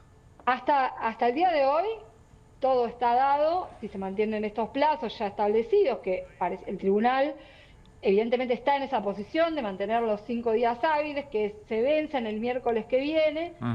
En ese caso, Cristina va a ir a presentarse y además esto anuncia a lo que se habló hoy en el PJ, que es una masiva movilización para acompañarla a Cristina en esta circunstancia. Sí. Entonces, lo más probable, tal como está dado hoy el escenario, es que se presente. ¿Esto qué quiere decir? ¿Qué puede pasar ahí? Y ahí puede pasar que efectivamente la policía de la ciudad, que ya está avisada, ejecute la detención y puede llegar a ocurrir que esté algunas horas o en una alcaldía o en algún establecimiento carcelario que sea el que haya elegido Patricia Bullrich. Horas y no días. Puede ser que esté horas, puede ser que esté algunos días, pero no lo tenemos en claro. ¿Quién lo decide? Ahora, lo que hay que saber es que eso puede llegar a suceder, lo que no quita que le den la domiciliaria. ¿Se entiende? Sí. Eso lo decide el tribunal. Eso lo decide el Tribunal Oral Federal 2, si le da o no la domiciliaria. No, pero ¿cuánto tiempo se queda en la alcaldía, por ejemplo? Sí, lo va a definir el tribunal. También. Lo va a definir el Tribunal Oral. Y eso depende de cuánto tarde eventualmente en darle la domiciliaria, si decide darle la domiciliaria como parece probable. ¿Es así? Es que seguramente la decisión va a estar tomada al momento que se presente. Pero bueno, los tramiteríos que hay de por medio, por ahí llevarían a la burocracia a que pase por esa situación. Porque además hay revisación médica y ese tipo de cosas, ¿no es cierto? Sí. Bueno, hoy ocurrió, por ejemplo, que respecto de uno de los condenados, que es Nelson Periotti, que era el titular de Vialidad, los fiscales dijeron, nosotros para admitir que le den la domiciliaria a Periotti no admitimos solamente la cuestión de la edad, Periotti está por cumplir 80 años, queremos que se le haga un exhaustivo examen médico y que intervengan peritos de nuestra parte. Entonces, eso te muestra, están en una posición, intransigente y en línea con la que mantuvieron durante la etapa de su alegato que siempre recordamos, ¿no? Los fiscales Diego Luciani y Sergio Mola. Y por, se lo que mantienen en decís, esa tónica. y por lo que decís, Irina, un poco también para la tribuna, porque ayer Irina nos contó que la presión mediática tuvo mucho efecto en que la decisión fuera el martes, se fuera a tomar el martes. En la Corte. En la Corte, claro. Uno podría pensar, Irina, que la presión actual, o porque la detengan inmediatamente, que no pueda bailar, que no pueda ir al balcón, que no se quede en la calle de San José, podría tener la misma Te agrego una eficacia. cuestión, Sí. que no haya una movilización acompañándola. Pero Además, es evidente que se está buscando eso, porque las cosas groseras que se leían hoy en algunos lugares, que se va a ir a Cuba, a cosas así decían, ¿no? Pues advierten que se podría ir a Cuba o a algún lugar que no tenga convenio de extradición con Argentina, ¿no? Bueno, tuvo que salir el abogado de Cristina a decir, por favor, miren si se va a fugar, ¿no? Y dando el contraejemplo. Tengo otra, de Rodríguez otra Lima. pregunta, Irina. Vamos a suponer que está en domiciliaria, sea en la calle San José, donde fuere. Cristina, dentro de su prisión domiciliaria, ¿puede tener cualquier tipo de comunicación que quiera? ¿O eso Mira, el régimen de prisión domiciliaria habilita eso. Habilita tener comunicaciones y habilita tener visitas. Pero yo no descartaría que acá ¿Y habilita no tenerlas también? está la posibilidad de que se lo planteen los fiscales, cosa que yo no descartaría, viendo cómo están comportándose, y que ante esto el tribunal diga si pone alguna restricción o no. Yo creo que esa discusión se va a plantear, más allá de los derechos que existan, ¿no? El derecho que tiene cuando- limitado por estar encarcelada, hasta donde entiendo, es ambulatorio. Tiene limitado el derecho ambulatorio y pierde los derechos políticos. Claro. Irina... Por el fallo, por los términos del fallo de la Corte. Sí. Respecto de la titularidad en el PJ, hoy alguien me decía que salió una noticia, creo que fue en el diario Clarín, que la iban a sacar del padrón electoral a Cristina porque no puede votar y demás, y que eso significaba que no podía ser titular del Partido Justicialista. Yo tenía entendido otra cosa, te lo pregunto, vos debes saber la respuesta. Mira, yo estuve consultando ese tema. La Cámara Electoral sacó una resolución donde notifica, en este caso, bueno, a los distintos distritos la sentencia, y eso es, el mensaje es, saquen a esta gente del padrón electoral, en el caso de Cristina a Santa Cruz, y en el caso de ella, bueno, que ella tiene una inhabilitación para ejercer cargos públicos. Hay una discusión sobre si eso implica la titularidad del PJ. Mi sondeo en la Cámara Electoral indica que en la Cámara Electoral sostienen que no puede estar al frente del PJ, pero dejan esa discusión para el Consejo Nacional, y lo que de alguna manera insinúan es ellos van a decidir de qué manera reorganizan la titularidad del partido y se asumen los vices, ¿no? Trataban de decirlo así con cierta calma. Yo creo que igual ahí, incluso por lo que consulté con algunos expertos en derecho electoral, ahí puede haber una discusión, pero va a depender mucho de la discusión que se ve internamente en el Consejo Nacional. ¿Qué se decida hacer ahí y qué plantee también la propia Cristina? ¿Por qué sacarla del padrón si la inhabilitación es para ejercer cargos públicos? Bueno. Porque es una consecuencia de la condena ante determinados delitos que no son, bueno, es una cosa medio técnica, pero que se llama que no son genéricos, ¿no? Son delitos de corrupción donde se hacen responsables a las personas por determinados... Está bien, eso es para no ser elegido, pero ¿por qué para no elegir? Esa es la parte yo no la entiendo. Bueno, eso, lo que a mí me dicen es que eso surge de la ley de partidos políticos. Yo no me la puse a analizar hoy, hice las consultas. Te digo la verdad, no te puedo contestar todo porque no soy un especialista, pero la línea de la Cámara Electoral es esa, Bien. Irina, es esa. Digo, no sé si tienen razón o no tienen razón, pero es... La información que tenés es esa, está claro. De lo que no te hayamos preguntado, tremenda Irina, ¿no? Te contesta, te devuelve todo, es impresionante. De lo que no te hayamos preguntado, pero que te parece relevante a esta hora, en este día 2, después de la condena de la Corte. Mira, espera, hay una cosa más que te quería decir Sí. de lo que resolvió el Tribunal Oral Federal 2. Nosotros anunciamos ayer que habían mandado a hacer el estudio socioambiental a la vivienda de Cristina, ¿no?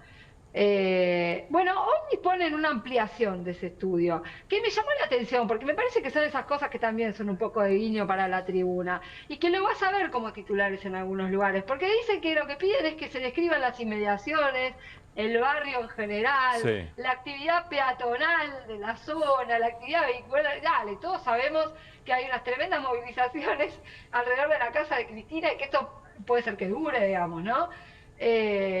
Por eso también algunos hoy decían, bueno, la tenían que mandar a Río Gallegos o qué sé yo, qué cuestiones. Bueno, esto aparece en una de las decisiones del Tribunal Oral Federal 2.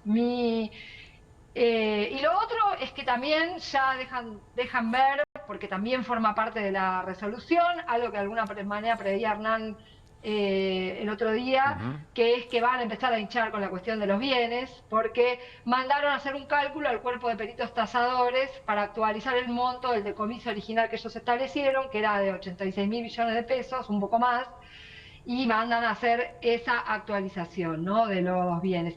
Y la otra cuestión es que le mandan la información a la ANSES de que está firme la condena, ¿no? Otra discusión que se va a abrir. Dicen, bueno, le mandamos a la ANSES para informarle los efectos de las condenas. ¿Cuál es el efecto de la condena? ¿Que pierden la jubilación? Esta es la pregunta que se abre porque no está claro de la resolución. Así que ahí va a haber otra discusión porque, como ya conté alguna vez en QR, hay antecedentes, alguno, bueno, por ahí el personaje no es muy feliz el ejemplo, pero donde la propia Corte dijo que sí debía seguir cobrando su jubilación, en su caso la jubilación del privilegio, que es a Jaime Smart, el ministro de Gobierno bonaerense, condenado por delitos de lesa humanidad. Bien. Pero evidentemente están abriendo la puerta para que esa discusión se dé. Son muchas cosas, pero bueno, todo colabora con la bola de rumores y de cuestiones en estos días tan calientes, ¿no? Para decirlo de alguna manera. A ver, Iri, entonces, para resumir, la quieren quebrada emocionalmente porque les molesta que baile, que se ría. La quieren lejos, no en la capital federal, y la quieren en la calle, básicamente. O sea, quiero decir en la calle, económicamente. Económicamente en la ruina.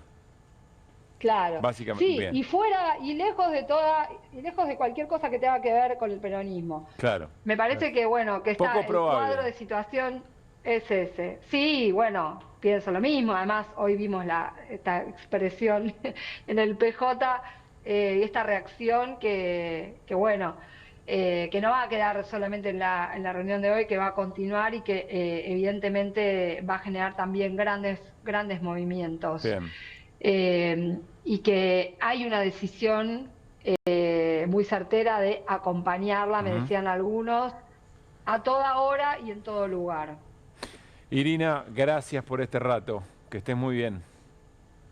Abrazo para todos. Bien, Irina Hauser respondiendo, me parece que a esta hora, todas las preguntas que tenemos sobre el tema o que nos forzaron a hacernos sobre el tema, y esto es lo que se sabe hasta esta hora de la noche. Tanda muy, pero muy breve, y al regresar Martín Granowski nos explica por qué es realmente muy grave, por qué hay que atender lo que acaba de ocurrir hace algunas horas, el ataque de Israel sobre Irán. Breve tanda y estamos con eso. Con energía voy a despertar. Duermo mejor con Belmo. Belmo es el colchón ideal. Duermo mejor con Belmo. Con Belmo sueño espectacular. En Pilar contamos con Mimuni, nuestra herramienta digital de atención ciudadana para solicitar turnos, realizar trámites y gestionar reclamos de manera ágil y cercana. Descárgate la app o chatea con nosotros por WhatsApp a través de 11 52 38 68 64. Las 24 horas del día. También podés acercarte a cualquiera de nuestros puntos Muni de lunes a viernes de 8 a 18 horas y los sábados de 9 a 15 horas. En Pilar seguimos acercando el Estado a todos y todas las pilarenses. Pilar presente con futuro.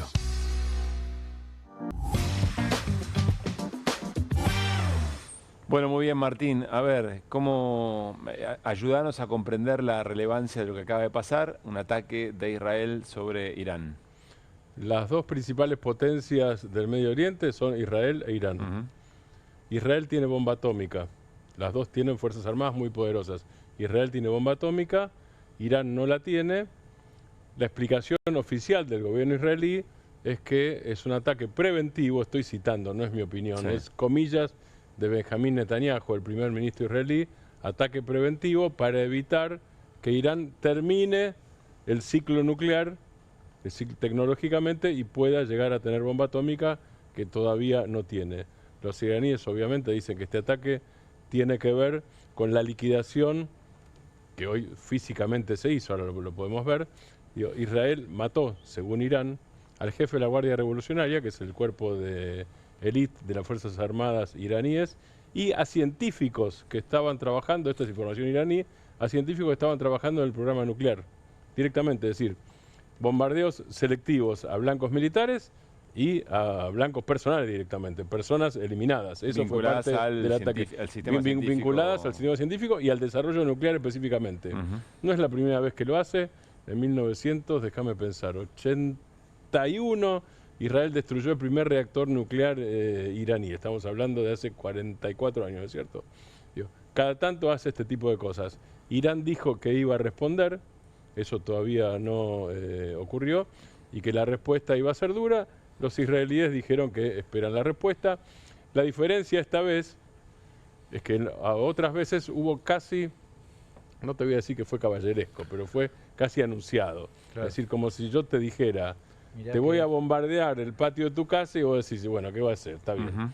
Me harás pelota al patio y yo después te voy a bombardear. La vez Digo, anterior que Israel atacó Exactamente. Irán, que no fue hace tanto tiempo. Por otra no, parte, no. Yo no me acuerdo la fecha, pero digamos, no te voy a decir que era acordado, pero sí avisado. Creo que fue a principio de año. Sí pero avisado. estoy- Esta vez es una cosa Sí. diferente, porque esta vez los blancos son blancos altamente seleccionados y es Ujú. bombardeo quirúrgico. Sí. No este bombardeo simbólicamente algo para que sepa el mundo que yo tengo poder de fuego, que el mundo ya Entiendo. lo sabe. No. Te estoy destruyendo cosas concretas en tu propio desarrollo. Eso dentro de un fenómeno muy complejo en Medio Oriente que podemos analizar en otro momento. Yo incluso lo tenía preparado para hoy, antes de que estuviera esta noticia. No por el tema de Irán, lo comento nada más al Sí. pasar porque me parece interesante. No por el tema de Irán, pero por el tema de Gaza y Cisjordania, pero sobre todo Gaza. El columnista más importante del New York Times, que es Thomas Friedman, dijo, que además es judío, y escribe en una parte en primera persona, dijo, esto va a poner en peligro a los judíos del mundo, el Estado israelí está convirtiéndose en un paria, en un Estado paria, va a ser un Estado paria y esto pone en peligro y además pone en un problema moral a los judíos de todo el mundo. Digo, es para desarrollar en otro Sí. momento porque es un fenómeno en, Pero eso de en crecimiento. una votación también en Naciones Unidas, si no me equivoco, ¿no? Exactamente. O sea, Sí, es sí. un tema muy, muy presente. Muy presente, pero, insisto, la novedad es que dentro de las comunidades judías, Sí. y estamos hablando del principal, a ver, Tom Friedman, lo conozco personalmente además, Tom Friedman es el tipo más, es el periodista más influyente en política exterior en el mundo. No estamos hablando de cualquiera. Bien. Está bien que la Tom aclaración, Friedman diga claro. eso, que Tom Friedman diga eso, pero eso es aparte de Irán. Ahora, lo de Irán se produce en ese contexto. Sí. Se produce en un contexto de, vos dijiste, tira el tablero, sube la apuesta antes, ¿no es cierto? Ujú. Bien. Trump sube la apuesta, Milei sube la apuesta, Netanyahu sube la apuesta. La sube por razones internas y la sube por razones externas. Internamente, permanentemente sube la apuesta. Y sube la apuesta en relación, digo, ¿quién estaba, no sé si sigue en este momento o no, quién visitó Israel en estos días? Digo, un par ideológico de Netanyahu en la extrema derecha, que es Javier Milei. Sí. Hasta Y que además hasta hace ratificó la pocas horas. decisión de mudar la embajada argentina. Exactamente, a que ese Jerusalén. era otro tema que tenía Sí. preparado antes del ataque. Ahora, no son ciento y pico de países lo que tiene la embajada en Jerusalén. Recordemos, Jerusalén es territorio en disputa jurídica, además de todo reconocido, y esa disputa está reconocida por la mayoría de las Naciones Unidas. La embajada en Jerusalén tiene Estados Unidos y 5 países más, no estamos hablando de mayoría, estamos hablando de muy poquititos.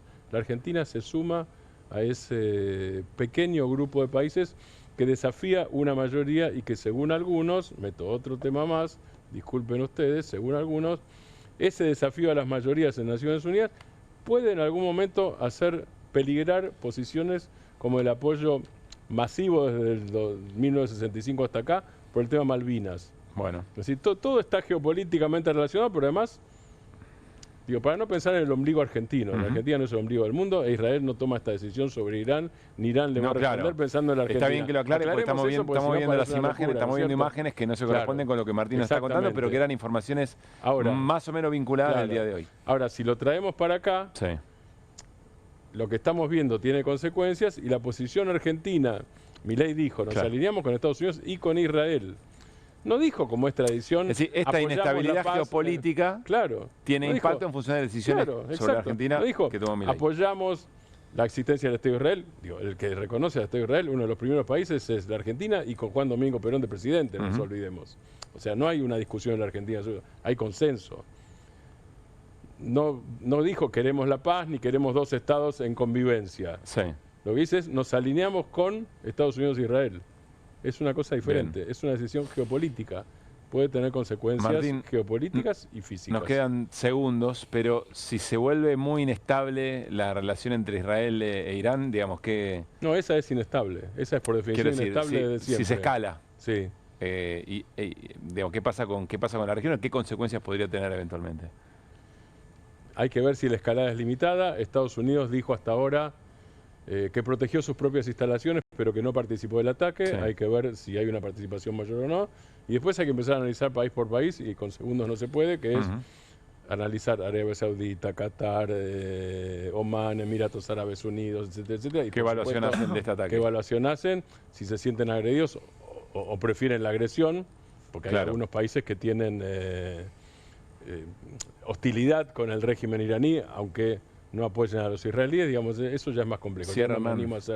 Ojo el tema petróleo. Claro, en totalmente. clave económica es un tema para seguir, ¿no? Irán, Israel. Sí, exactamente. Gracias, Martín. Abrazo grande, Hernán. Nos vamos a reencontrar mañana, seguiremos haciendo